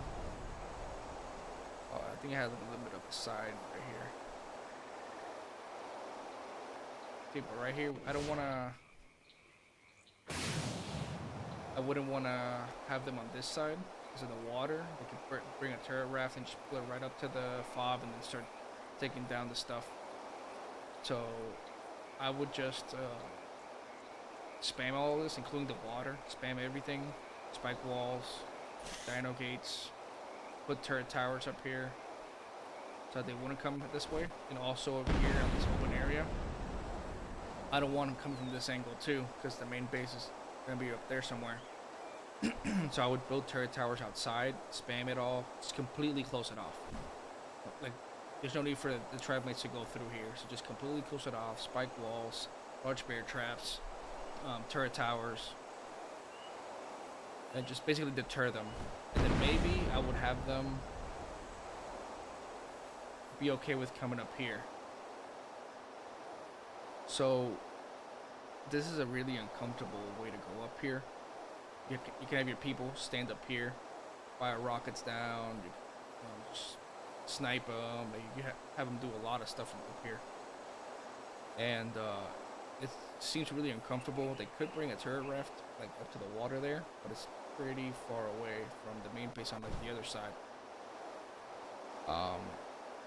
It wouldn't hurt to put like maybe like spike walls like right over here along the beach. So if you use a Karcha and you like tail whip, you, like have them fall down here into large bear traps and spike walls. That's one thing I didn't discuss about the other spot over there. That the cave area, they decide to attack from like where the cave is. That you should honestly just block all of that with spike walls and large bear traps. And if they try to come up, you just tail whip them into the trap, and then just trap them there. Like, what are they gonna do? This right here is for like a very small tribe, and even so, people could still like Fortnite up. So I don't know.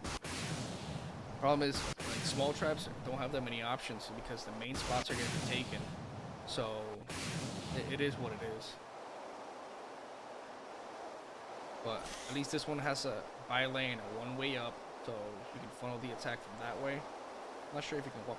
No, I don't think you walk a gig up here. But if you Fortnite up, then yeah. And then I have this other spot over here.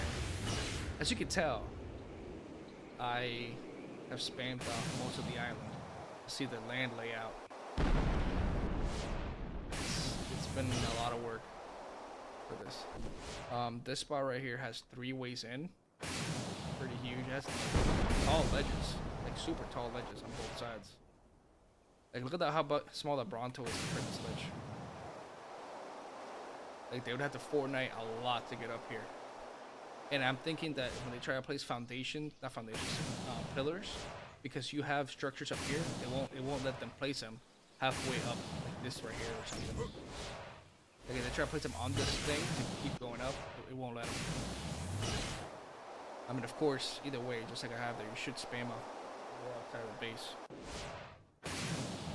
But yeah, so 3 ways in, I would maybe try to block completely that side with a bunch of turret towers outside the walls and spike walls and all that, basically deter them. And same with that angle over here too. Those are wide entrances, so they can like line up from a fob or whatever. You can have like a bigger wall and stegos and all this shit and push in. So you don't want them coming from these 2 sides. So that's why I would put the most deterrents on those. And then over here is the smaller entrance. Not as comfortable as the other one. So the main way is like right here. I mean, I blocked off that, but it starts with where these porches are right here. The ledge keeps going that way. You just have it block it off. So right here, these few is where you could probably like funnel them and put like gigas inside, and if they start coming in, you basically surround them. You put like a circle around with gigas and just munch. And then of course you can shoot people from up there. One good thing here is that maybe you could do like a turret raft, like build a turret raft like further down this river, and then just if they come this way, just show up behind them and players on them. I thought that was pretty good.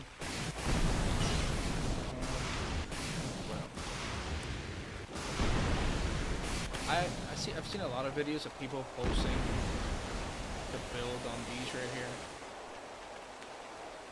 I mean, I would not. I mean, if I'm a small tribe, maybe. But A, you're blocking like a middle spawn for some of this area. Then somebody with a Quetzal can just Quetzal bomb you. Like, it's too small.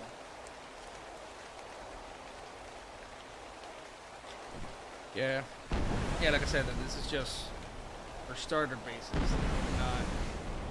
I would definitely move out of here before transfers, or I mean, it depends, because it depends on how fast people get these breeding lines up. Because these stegos and all the tames are not going to be able to tank like tech turrets. Like, just think about how, like, people right now, well, not right now, because they took down the servers, but like right before it ended, people would try to soak the tech turrets and whatever, and it was not easy. Whoever tells you it's easy, it was not easy. And you had like really crazy stat dinos. So if you wanted to keep it for a few months after, or you could leave it here for deterrence, you could like empty it out, leave the structure, leave the turrets, and then if people fob up on your server, you can have them attack this instead of your main area. Have this area be the focus of PvP. That's one thing that I was gonna put in the video too for the bases. You could just leave them as shells and PvP areas, so that when people come over, they're like, oh, this guy's an idiot, he has an above ground base. They attack it. They're not gonna get anything out of it, but it also helps. They're not gonna go attack your main cave. This one right here, I've built in this one before in official. What's nice about this one is the layers. Like, you could have layers of turret towers. There's only, how many ways in there? I think there's 2 or 3. Yeah, I mean, there's ledges here. They're not too crazy, but it's not a smooth way up. Like, people are gonna have to turn, go different ways, and they're gonna be shot by turrets. Look how look at this small. This is one of the ways up right here. This is a small entrance. 1 BE gate. Of course, you put turret towers where these foundations are. Put like turret towers there, and maybe one here.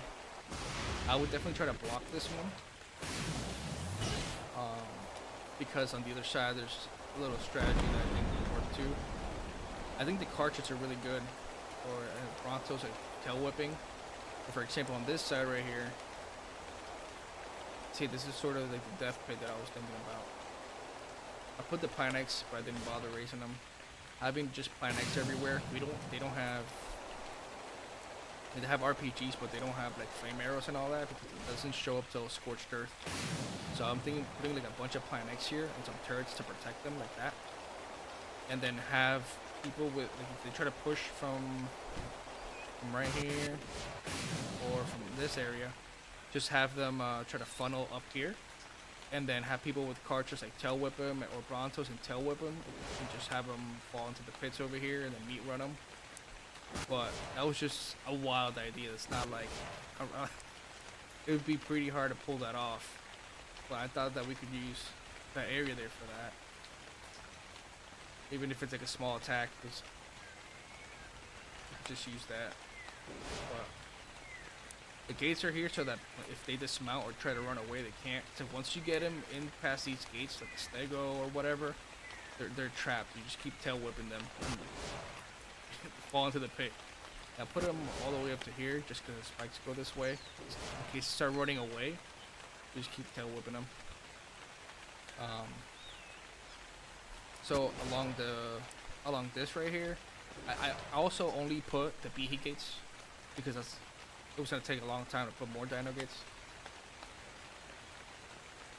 I put the Behe gates because a lot of people like doing that. Personally, I would not put many Behe gates. Maybe in the second layer right here. Should have swapped them. But like dino gates here and then Behe gates in the middle to cover like it's inside, and then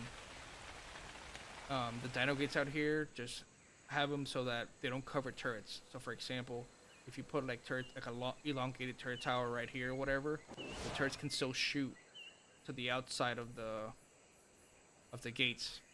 That's why I would put the dino gates along here, and then I'm probably gonna switch it before I do the video. I realized that after. Like look, this like a little hill right here, you could put like a fat turret tower right here. And with dino gates on this side, it will shoot down anybody that walks through. And that should be all the way around. Turret towers all the way around, and then that's one layer of defense. Well, that would be the second one, considering you should have other turret towers here. The spot is not too crazy big, so it shouldn't take like 10 turret towers on the outside or something like that. It should be maybe like 8, like 4 here, and 4 over there, and then you start working on the ones over here, like this little area right here. You put a nice turret tower, fat turret tower there. I'm looking into the open. Not sure what we can do with the space in the middle here. Could have some skinny ones just for support, and then just some on the buildings here. Yeah, we could have some nice skinny towers. You could balance it. You could put, like for example, in the spots where there's like a big area, put a really big turret tower there, and then the space right behind it, don't put anything. And then right here, maybe where there's not a big space on the outer area, in this inner one right here where I'm standing over, put a turret tower there. Just having like zigzag, one outside, one inside, one outside, one inside, just so that all angles are covered. But over here, you can fit a lot of stuff. We fit like a huge dino pen over on this side, because it's another thing. I don't think people are realizing that sniping tames is gonna be easy. These are like wild tames. They're gonna get killed really fast. So you need to put them in a dino pen. You have to, because if not, people are just gonna hover over your base and just shoot down and kill all your stuff. They're wild tames. So you need to have a place for a dino pen. So put a dino pen, like maybe right here where I'm sitting, and then the main base over here. That's what I did before, or vice versa. But I think that area over there is bigger than this little side right here. And yeah, I think the way to win is going to be eliminating the amount of waste into your base, funneling people, and then covering your tames. We got our guys are wanting to build on Carno Island. I do not agree with that. I do not agree with that. It is so much room to cover. Like that right there, that's just like a hill. I would say that's half of Carno Island. I would think so, about half of Carno Island. Over here, the Carno is just so huge, and then you could bring turret rafts full 360 degrees into that area. Like they can fob up on any corner of your base and just walk in. There's no ledges, like until you get into the inner side, but at that point, they're in your base. The whole island's your base. They're in it already. Like I went around and I put the Behe gates, and of course I'm on GCM mode, so like I just get them on demand. it takes a shit ton of gates. It was to the point where I was like, how am I even supposed to do this, like, on official? Like, so many gates.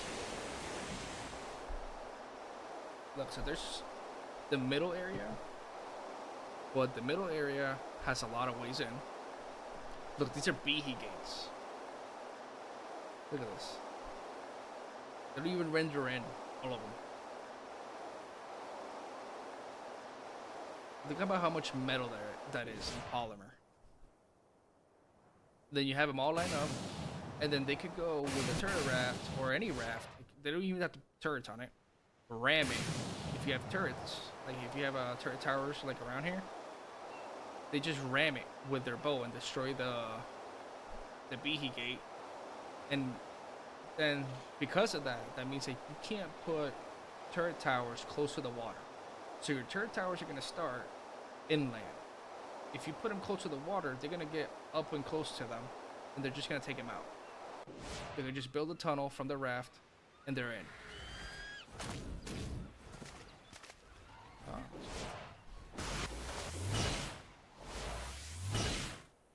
And then the middle area is a nightmare. There's no flat area. You have to build on pillars if you're trying to build a dino pen. And for a tribe this big, that is what would be required to build on here. Like you need more, like, and you're limited because you can't build out here. The turrets can go up to here. Some of them could even push a little bit more. So you put the turrets on long range and they could shoot like up to here probably. You put them on high, so you can't build anywhere here.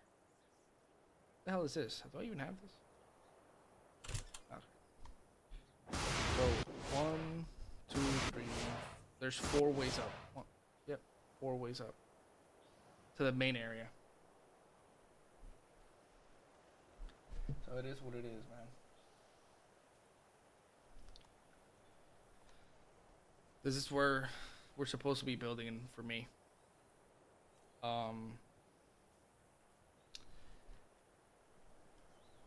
This, it could be good because if you're trying to live in the cave, if that's your final location to build at, then having this as a buffer, okay, that's good. But it'll only be a matter of time before every little side of the island just gets demolished. Like slowly, there'll be a tower here and then a tower over there. They'll take one tower out, and then while you're repairing this one, they'll take the other one out, and then you'll be back and forth, and then at the time they're gonna be both weak, and then they're gonna hit you again and take them both out at the same time, and then they're already in. So I don't know. I think the best final locations are gonna be the caves, of course. But I think that a lot of people are not realizing that you need to have a starter base location. You can't just jump in. Built this other one over here for a small to medium tribe. I know that the thing is right there, and it'd be pretty easy to somebody to Fortnite up here, right? I mean, it's decent size, so you would need to be online at all times. But you have cementing paste access right there. You could take a spiral. So the way up here, you have to go around this area and then up there. So if you have decent turrets up there, they can shoot down the whole way up, and you funnel them up there. There's only 2 ways up: this and that. That's it. There's no other way up. With a nice tower there, and then nice towers, like some 2 towers. So see those foundations right there lined up. Those, and then maybe another one here. So this one you sort of have him go from either side. Pick whichever side you don't want him to go through and spam it off. This one over here is probably the most comfortable side, so I would say put spike walls or turrets outside. Put large bear traps in this whole area, basically to deter them from going from this angle, because this is where they're gonna be able to build like a Giga line and soaker line right here and push. So to make sure that they attack you from the other side, where they have to soak, like for example, the tower here. Like this could be a sky tower, but they have to soak the 2 sets of turrets down there, and then this up here, which is not easy because then you have 2 gigas on that side and 3 on this, or even closer to the bottom, and you're basically surrounding them as they're being shot, and you just munch. So this is just for a small to medium turret.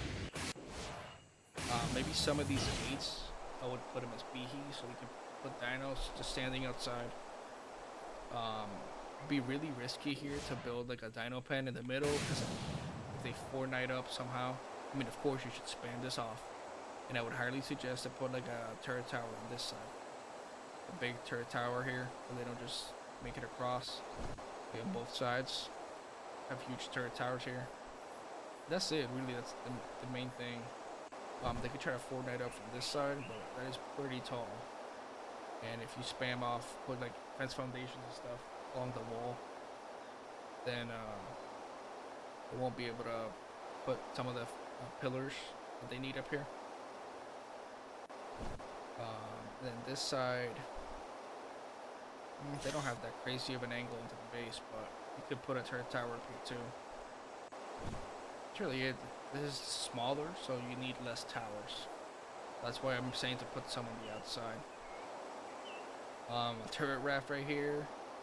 You can see that happening. It's a little bit of water, but it won't reach your teams up there.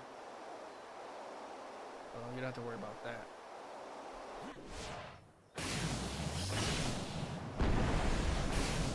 I don't know if you're still with me. I mean, you can tell me if you don't agree with any of these, just let me know. I can adjust them and all that.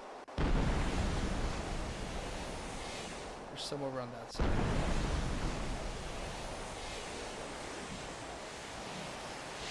Oh, there's one right here.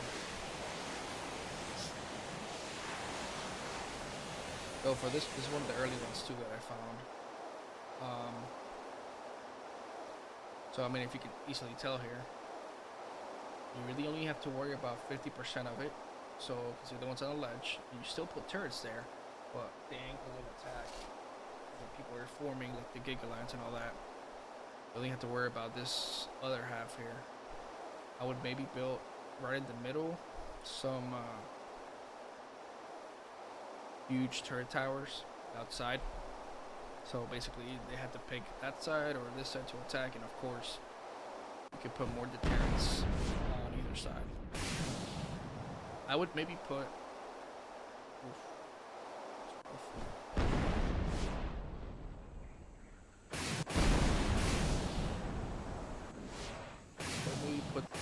deterrents.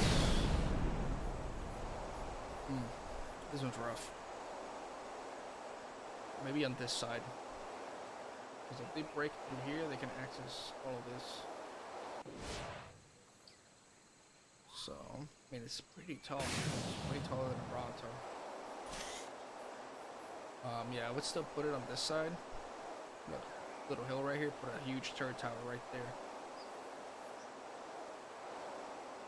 Maybe some over here too. So that they don't push this side. Because they're just gonna come up here and push him. That'd be it.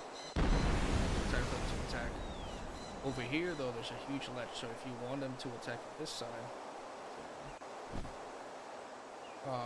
then you can have people posted up on the ledge here and shoot in. And shoot from above.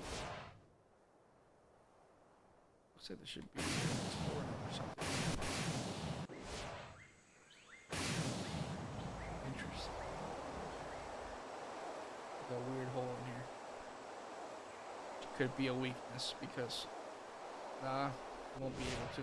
I was thinking maybe they can Fortnite up, but if you have structures all around there, they won't be able to build them there. They would have to blow up the stuff that's in your base. By that point, who cares if they like? If they're already in your base blowing stuff up and they can Fortnite up, then who cares?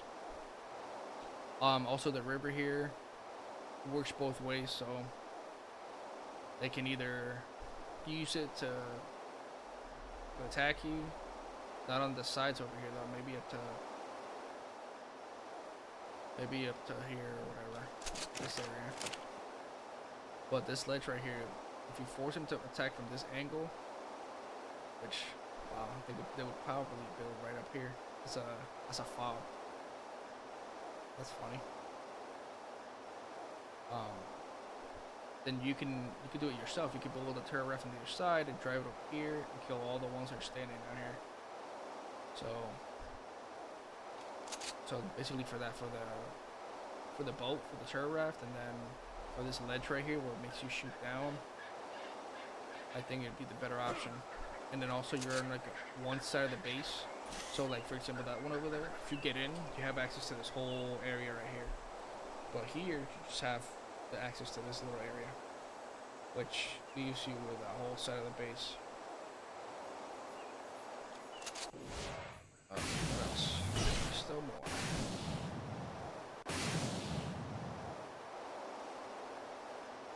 You're gonna get me real fucked up, dude, if you left and I'm gonna be talking to myself.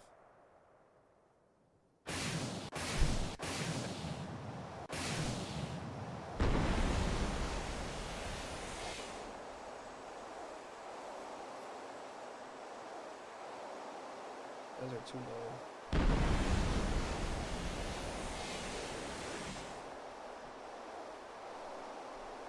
I've been shooting for 5 hours. I don't think I found any good ones over there. The problem with these areas over here is that the highest points are taken by the mountains. So everything else, there's always something higher to shoot down at your base. They don't even have to be flying. So a lot of the areas over there are scrapped.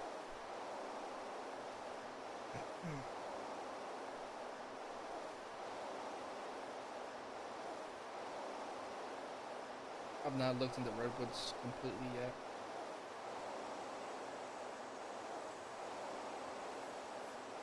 Definitely should. Probably the last place.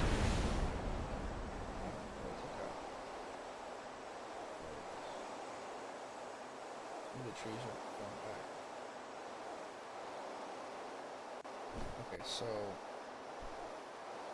that's the last of the ledge there. But there's just so many ways in. There's another way right there too. Yeah. I have this one up here, sort of.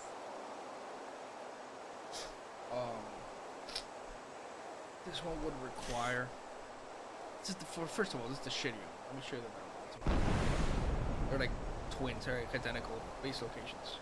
So you could like share with an ally, or you could just own both. Have one be the main base, and the other one be like the main base with like the grind station and like what's that called? The greenhouse. Have all that in one side. Then the other side could be the breeding area and the dino pen. So this one, I would definitely build like some turret towers up high up here, so they don't go up there and snipe your stuff. And then maybe one up here. There's only 2 ways up here, aside from, of course, this whole open area. But actual ramps up are right there. My bad, there's one there, and there's one ramp here.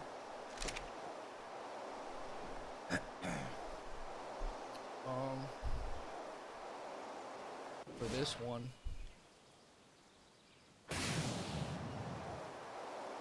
I will have them come from that side. Because this is way too close to the main area, and it's really open.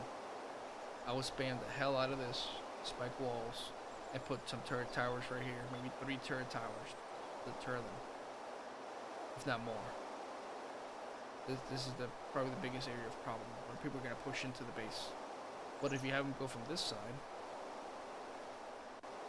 then you could build like some turret towers up here. Shoot down at them. I would maybe put a little bit of spam, but I wouldn't block it. I wouldn't block it. Maybe put some spike walls in this whole area right here, so if you do tail whip them off, they lay on the spikes. If you have turret towers up here, I don't see them pushing up. Like I said, it's given the illusion of like, oh, this is probably the easiest spot to hit it, and then you actually have the advantage on that side. But then again, this is just as a startup location. This is not end game. There should definitely be in a cave at the end. It's just a starter area where you have enough room to raise Rexes, Gigas for PvP. There's no little small area that's gonna help you. And then of course this one's a shittier one, but this one does have this other ledge, a secondary ledge here. So you could line up this area here with turret towers and sky towers and eliminate a lot of the problem. If you have that huge turret tower up there, then we really only have to worry about two ways. So this one, they're both pretty large. That's why I think that this location is not as good. The startup location is not as good. That is a huge open field here. So I would probably try to deter them from coming up this way. So I put more turret towers on the outside. Maybe we try to have them from this angle. Because of the ledge here, so if you have turret towers there, that means that you don't have to worry about being attacked from this angle. And then if you have turret tower up there, then you have to worry about that angle. So you sort of, I mean, it's a pretty big area, but you still funnel them in this direction. You have that ledge right there, you can stand and shoot down. And of course from up there too. So if you have a turret tower up there or two, then, and if they come from this angle, then you can box them in. They have turrets to the left, and the turrets in the front. People shooting in from that side. And then you could, if they're getting in closer or whatever, you can have people with Gigas and Karchas just push from this backside because there's turrets up there. You can have that angle and just push down. They still have the upper ground and just push down into them. Alright. I would not build there. I don't know, a lot of people are saying build there. No, I would not build there. That one right there. You could have a fob up right up close to your base that could destroy the foundations that you put on the beach and then just Fortnite up. Yeah, that one's horrible. That was way too close right there. The things that your main base would have to be towards the end. I forget what I had over there. There's this location, but there's just so many roads. Like, I remember I started clearing it out to show it, but like you have this huge area right here. This is one way in. And then there's this backside which they can't get up there except maybe walking up there, that little area. It's pretty tall there. So you would need turret towers along the edges here to shoot down. But I don't see anybody pushing from this side. Problem is you have all this upper area right up here. Somebody can just sit up there and just snipe everything you got. And this area is not even flat. It's not like that big. The only big thing about this area is the entrances. They're huge. I know a lot of people want to build Blob. I have built in Blob before. I would not recommend it. Yeah, I would not recommend it at all.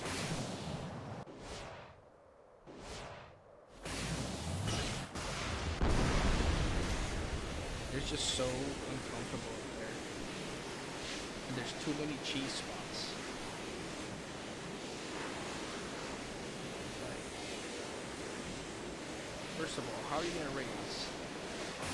How are you gonna raise all of your Rexes here?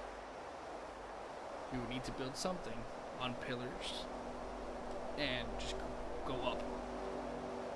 But then all these freaking spikes have these little crevices that somebody can just swoop in, all in there, and destroy your base from underneath.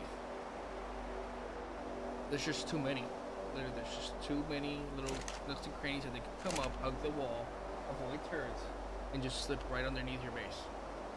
Because here, you're not racing shit here. How are you gonna race Gigas and Rexes here? I don't know. I've built up here. Well, not me. It was one of my friends, and I helped them like hold it down. But it was just getting raided every day, and it was a nightmare. They would climb up this back area up here, sit up here, and snipe down. Like, you need to have like turret towers on this whole area here, so they can't come in from the back. But even if they soak one or whatever, they're in. And you're fucked. There's no layers. You can't build layers of defense here. It's one and they're in. Because there's no room. And on top of all that, you're trying to build a base where like you need a dino pen, because if not, they can just hover like right up here with an RG or whatever, or a type of gear, and shoot down, kill everything you got. So you get all these little nooks and crannies here. Look at this. So right here, there's shoot rockets in or whatever. Like, it's too much. And I think I would not recommend it. Can it be done? Yeah, it could be done. But it's so many things can go wrong. And on top of all of that, the alpha that's gonna build in the snow cave down below, they're not gonna want you up there. So if you're not the alpha of the server, then I don't expect you lasting too much longer up there. There's an explorer node over here. Oh, there is. Everything.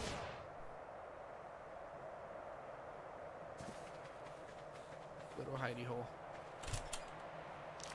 Gigantopithecus fibrorata is a strange creature.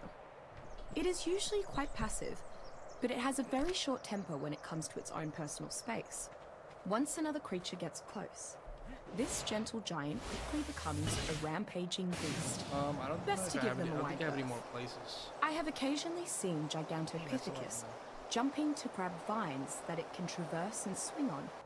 But otherwise, it seems think most I have happy any- to lay about, any more picking places that I've berries from found. plants lazily. In addition to being at home picking berries, a tamed Gigantopithecus can be taught to harvest the fibers found on many island plants as I well. don't know. I mean, let me know what you It think. appears to be entirely content to pick at plants all day, eat the So, berries, I don't think and I need to carrying make a fiber video resources for its tribe. for top base locations. Playful once Just the tamed, caves. Gigantopithecus seems to enjoy throwing the creatures or riders it's carrying into the air. It probably feels that this activity is a game, but clever brigands can use this game to vault over walls and small cliffs.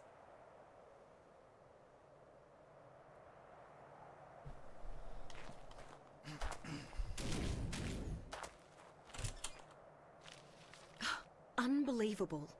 The artifact perfectly fits one of the slots in the platform's pedestal. How did I not notice that right away? I really am addicted. So if this key, such as it is, was acquired by activating one of the obelisks, then it follows that the other two keys can be obtained by activating the other two obelisks.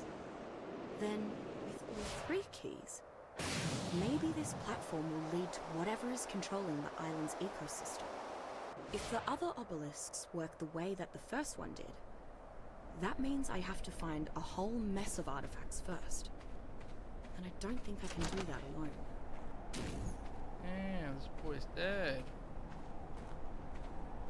Boyo is dead. And they have this whole huge area here. Just for that note.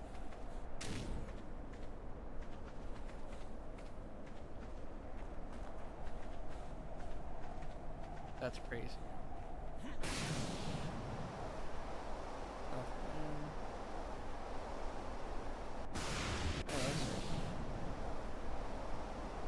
All those ruins were not even actual dossier.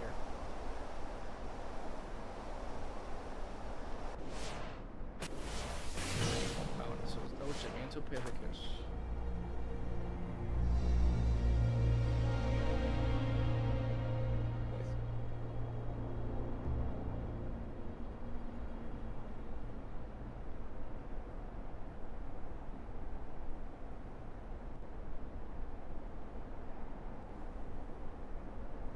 Diplo.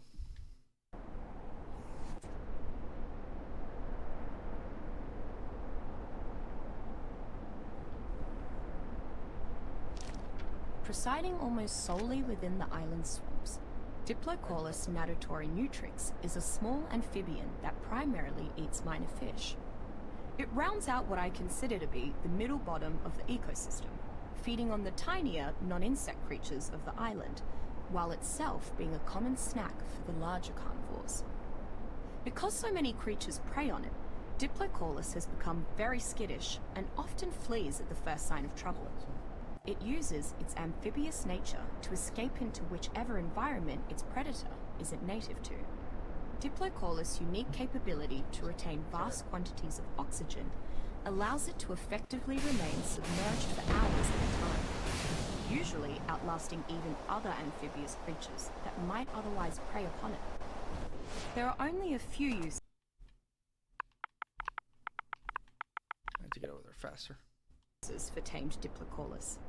It is primarily kept for the rather disgusting practice of employing a Diplocaulus as an oxygen bag.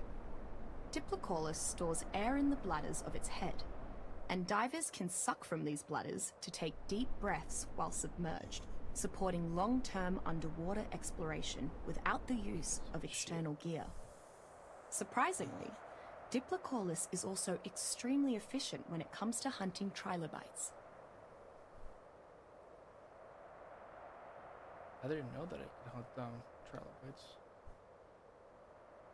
That's cool. Want any black pearls?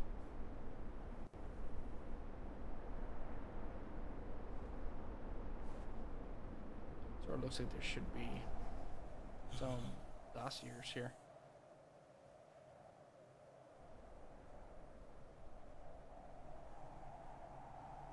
Alright. Let's go.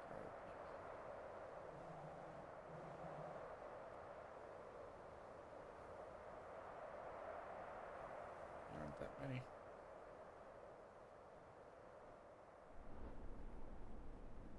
Frigid plains.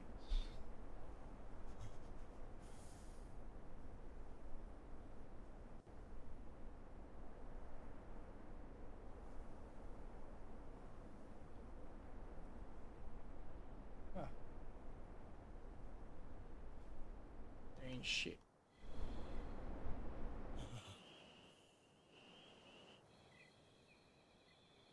Of the Grand Hill. Already have the car now. What's in Redwood Forest?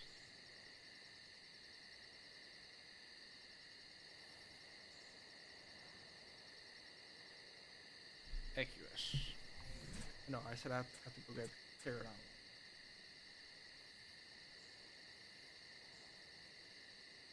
I do have Equus.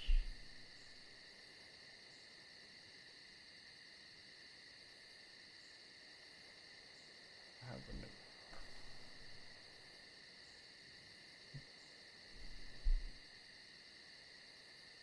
Yes, I don't.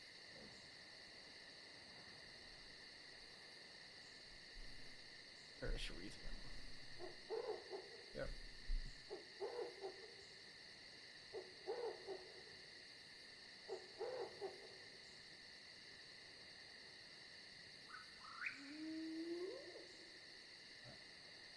Fair enough.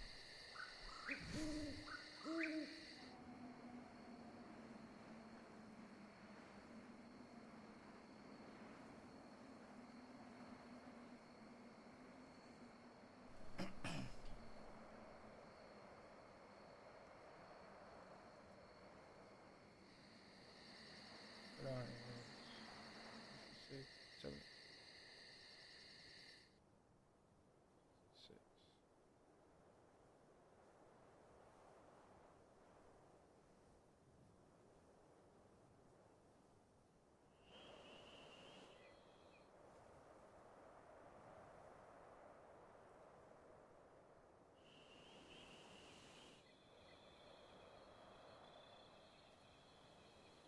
Interesting.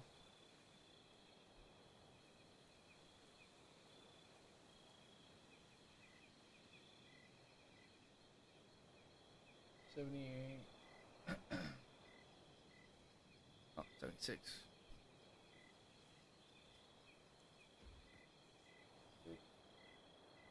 8.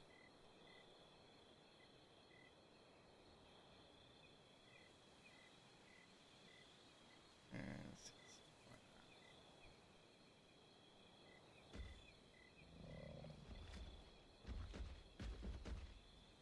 Right below me.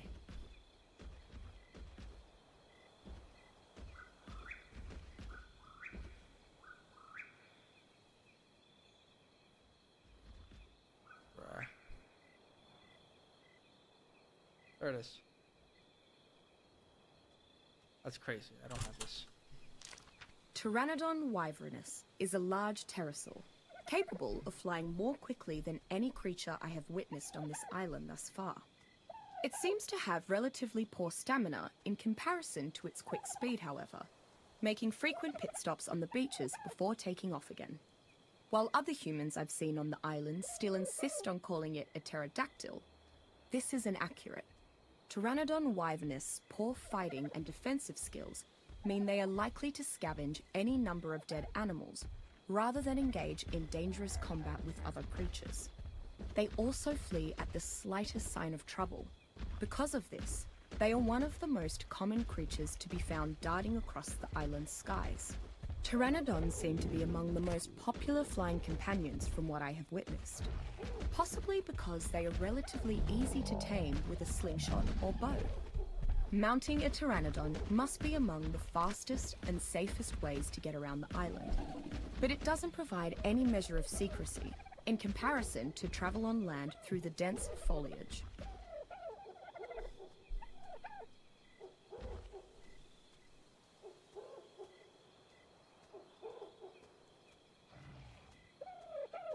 No, wait. I don't have the parasaur. I'm going right now. It says 31 and 32.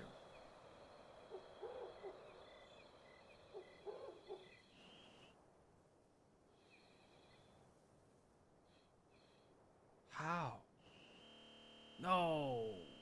Fuck, too fast. How do I don't have the parasaur? That's the whole area I've explored.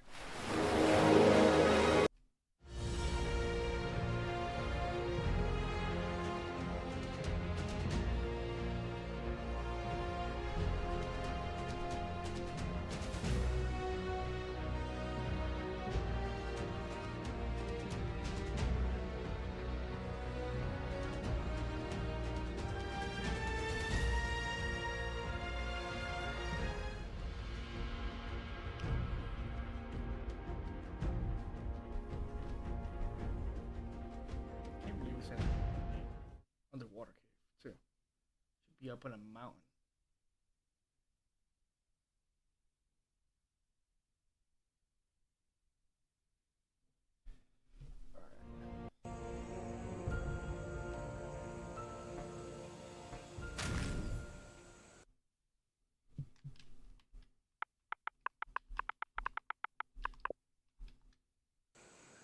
Please tell me I gotta tear it out.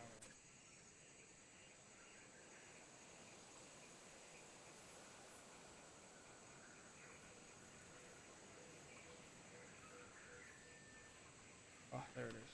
Jesus Christ. Alright, parasaur. Man, they teleport me all the way here.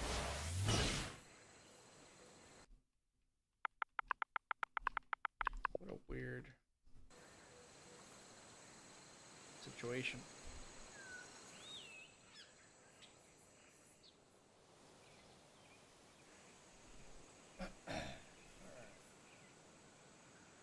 The parasaur. Can't believe I don't have shit. I still need to work on this base location too. Even though, I mean, this is a sad ledge. Just, you know.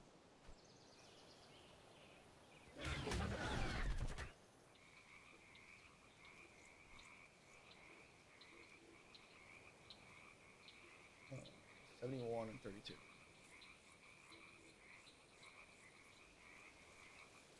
Oh.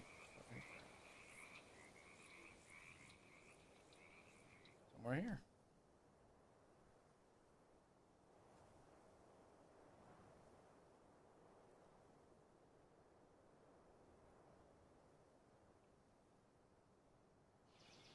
No way. I was just over here with Titan. You can't make this shit up, dude. 32 what? 32.1.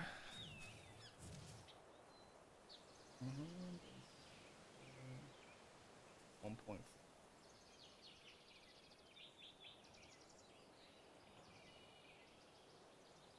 Probably below me somewhere. Where it is. Parasaurolophus amphibio has one of the more interesting adaptations of any creature I've seen on the island. Like all parasaur, it has a signature crest on its head. Very docile at first, I've been able to approach the creature without disturbing it. If startled, however, the creature can vocalize a distress call to the surrounding area that warns of danger.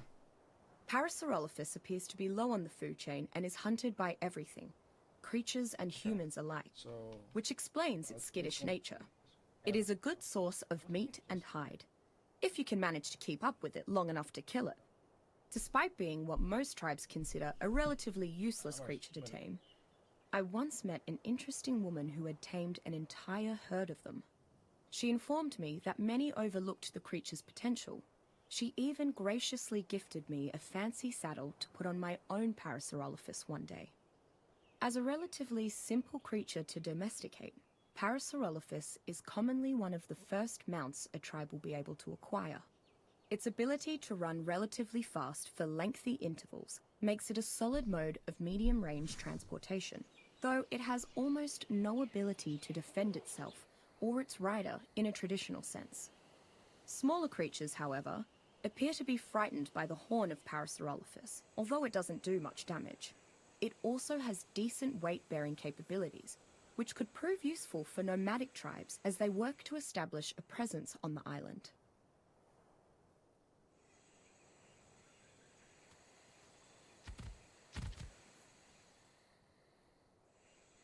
It was just over here too. Going back.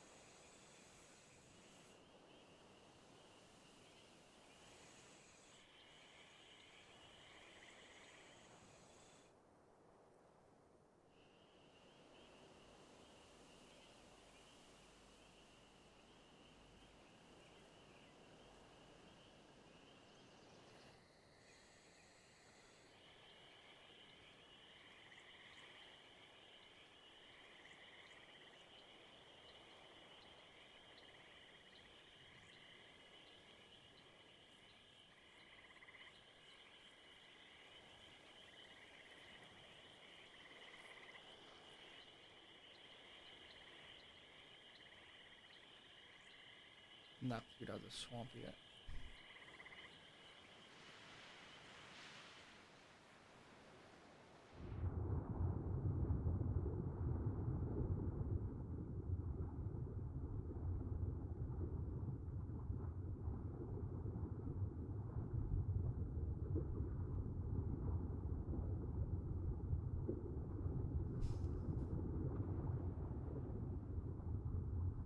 Damn, I haven't been in this cave in so long. I've tried raiding this cave so many times. I've never built in it.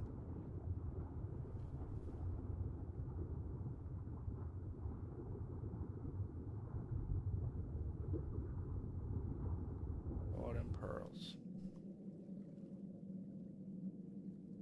I don't have a map for this one, so. Okay.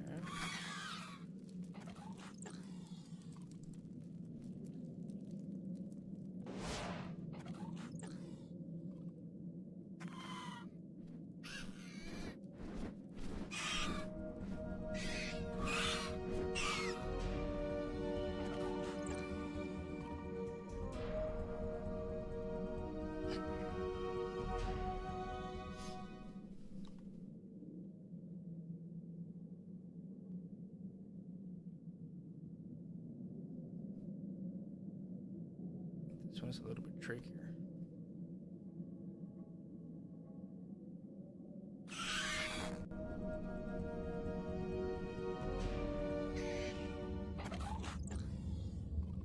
This now. Where is?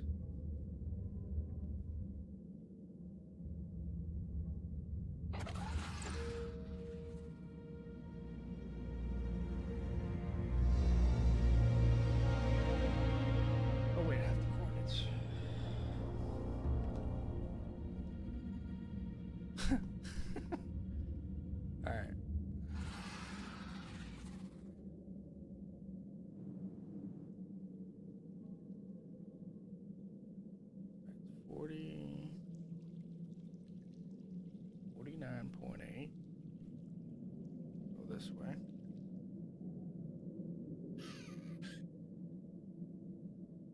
Wow, much this way.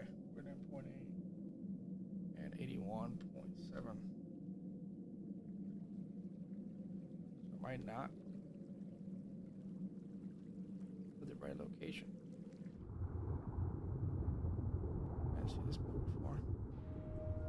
Oh, leave me alone. Looks like it's not in the right place. Where I came from.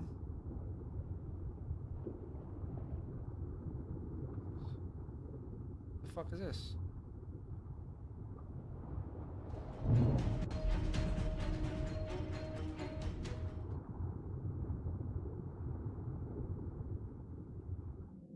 Don't tell me it's the same spot.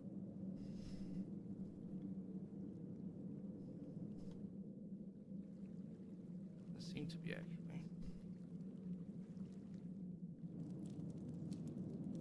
Yes, it is. 49.8. Nope, the other way. How did I get here?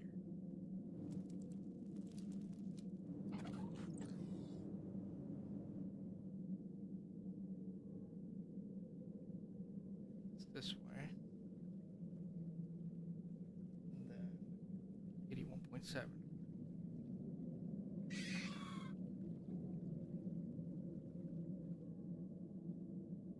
Oh.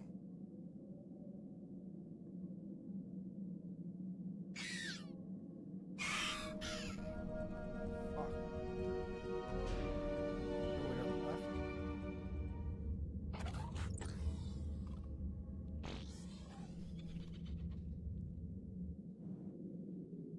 Interesting. So it's somewhere over here.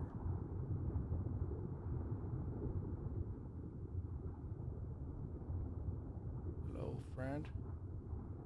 It's not on the water, is it? How about...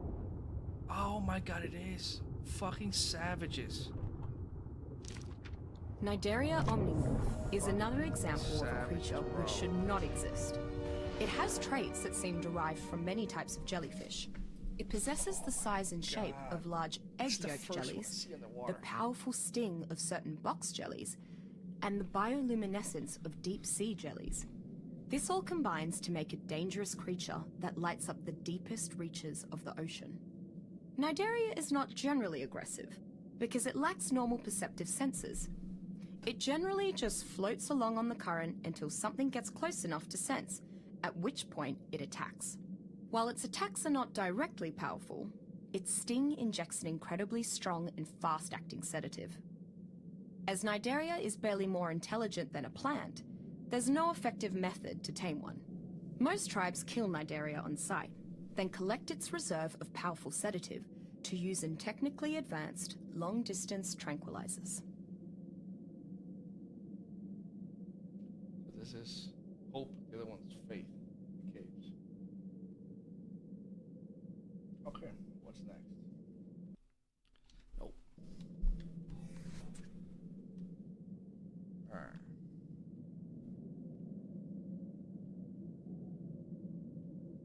Alright, let's start. What am I missing here? The aloe.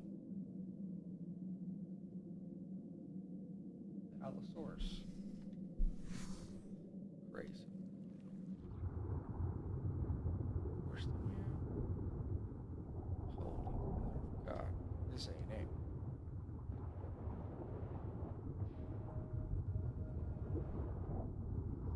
Hello. Just go around a circle. The fuck? What is this? It's where the artifact is, isn't it? This cave is insane.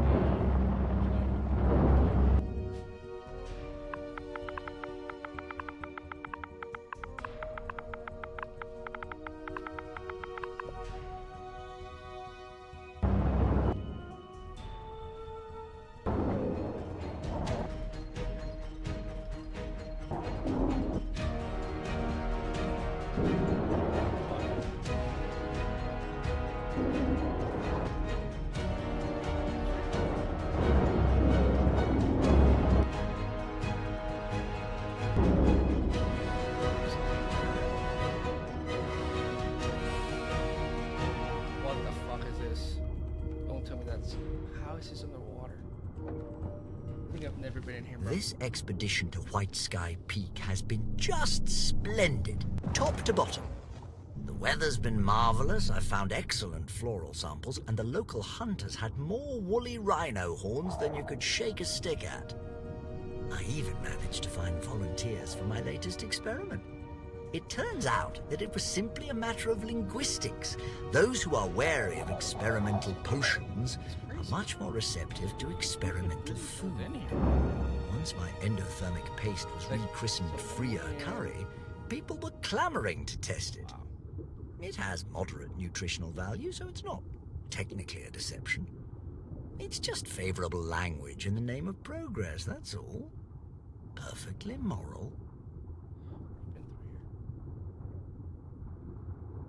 Get out of here. Thankfully, I do know how to get out of here. It's past that bridge. This bridge.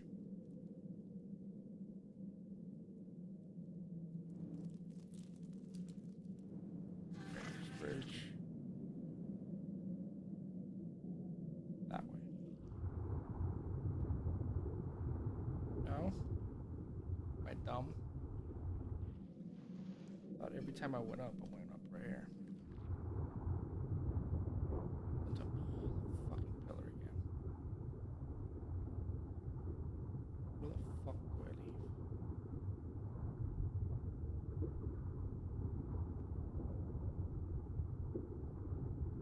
There we go. Don't crash. This cave is B. OP. Alright, what's next? Oh, so it's underwater cave. 10. That's all in the corner of the map. Bigger.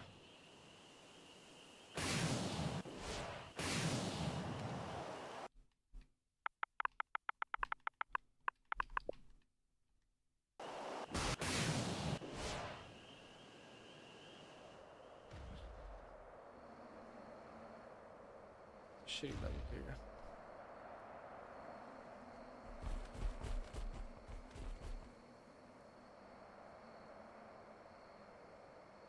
Oh, it's 3:30 in the morning.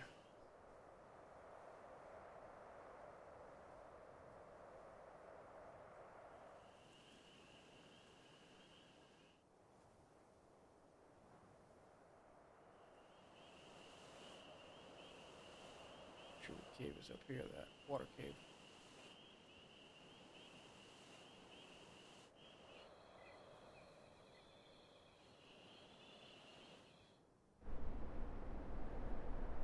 Underwater.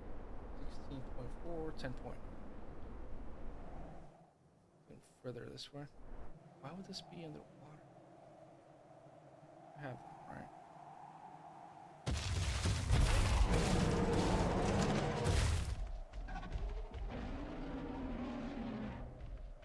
Further. 16. Wow.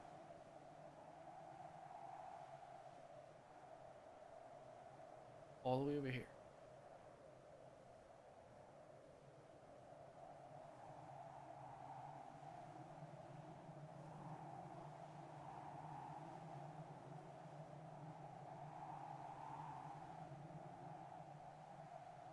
Straight down.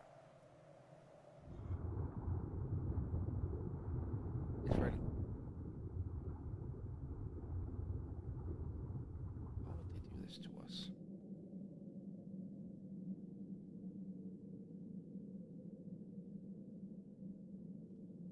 The Allosaurus. Why? Smaller but faster than Tyrannosaurus. Larger but slower than Carnotaurus. Allosaurus therotribus is the island's resident pack-hunting theropod. While most aggressive theropods are relatively solitary creatures, Allosaurus lives in groups of 3. One Allosaurus is the alpha, Allosaurus while the is others are its slower mates, or a than beta the male. Carno? Like humans find value in forming a tribe, it? the Allosaurus has evolved to hunt in packs.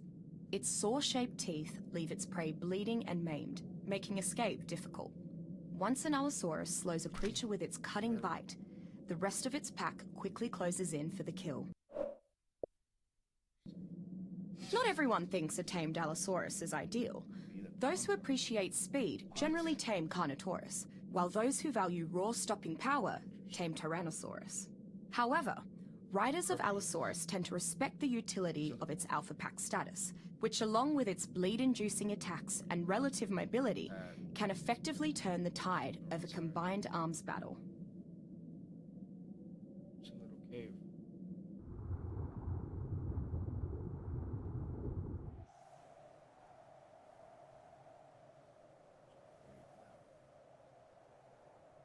Carbonemus, right?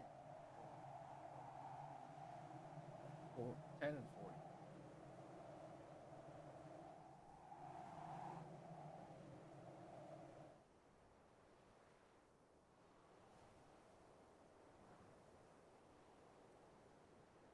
Right there.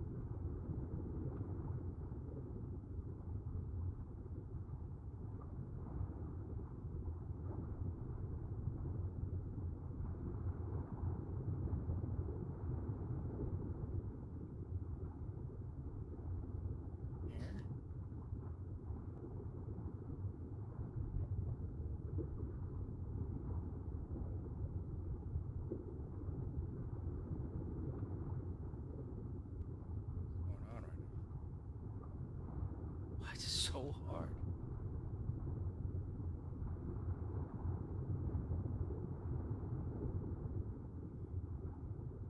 No? Maybe.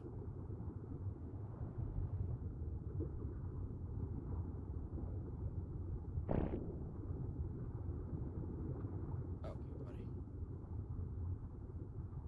What the heck's going on in here? There's no cave. So it's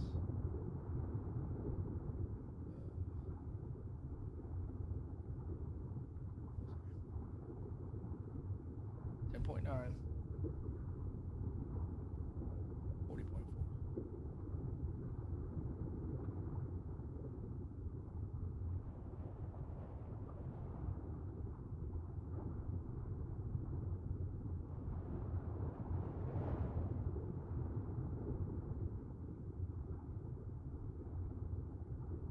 So it's closer this way.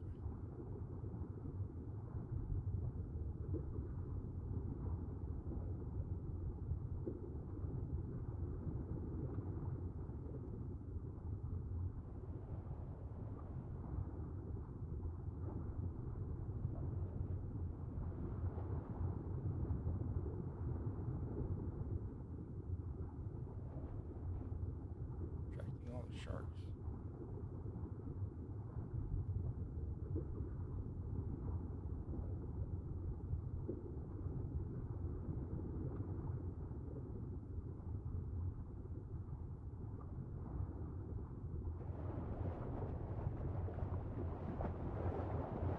Right here.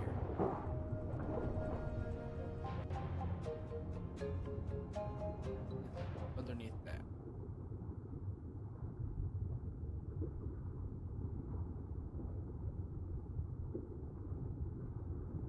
Oh my god.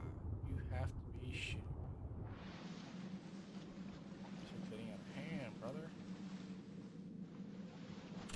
Man. Nope, nope. Carbonemes obibimus is one of the least aggressive creatures on the island. Were it not for the plethora of predators on the island, I'm quite certain that it would spend its days basking in the sun, eating or sleeping. Carbonemes leads a simple, solitary life. Nevertheless, it seems to be one of the most peaceful animals I've yet encountered.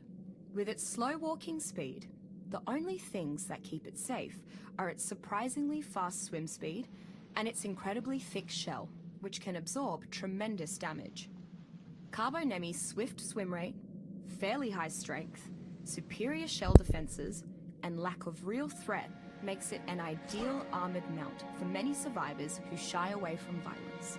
It can carry its rider to the ocean's resources at fairly high speed, and it's not particularly dangerous to tame.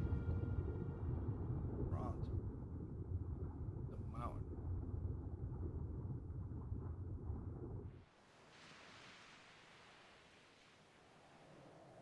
Front is 31, 6, 17.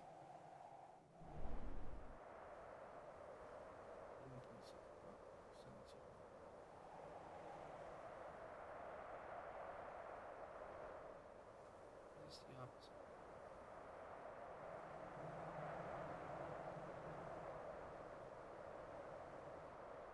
Interesting. Still considered part of it. 17.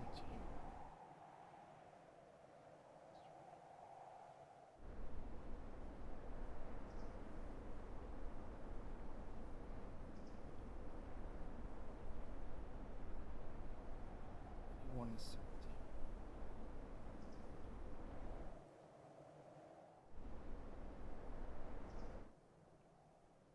Ain't no way, bro.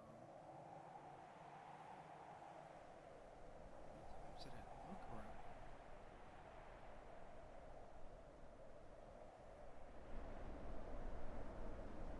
Okay, exactly. 6, 17.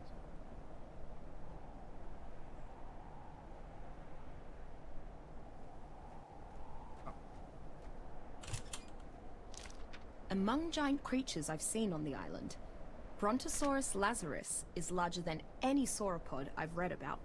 In fact, the dinosaur is so massive that it serenely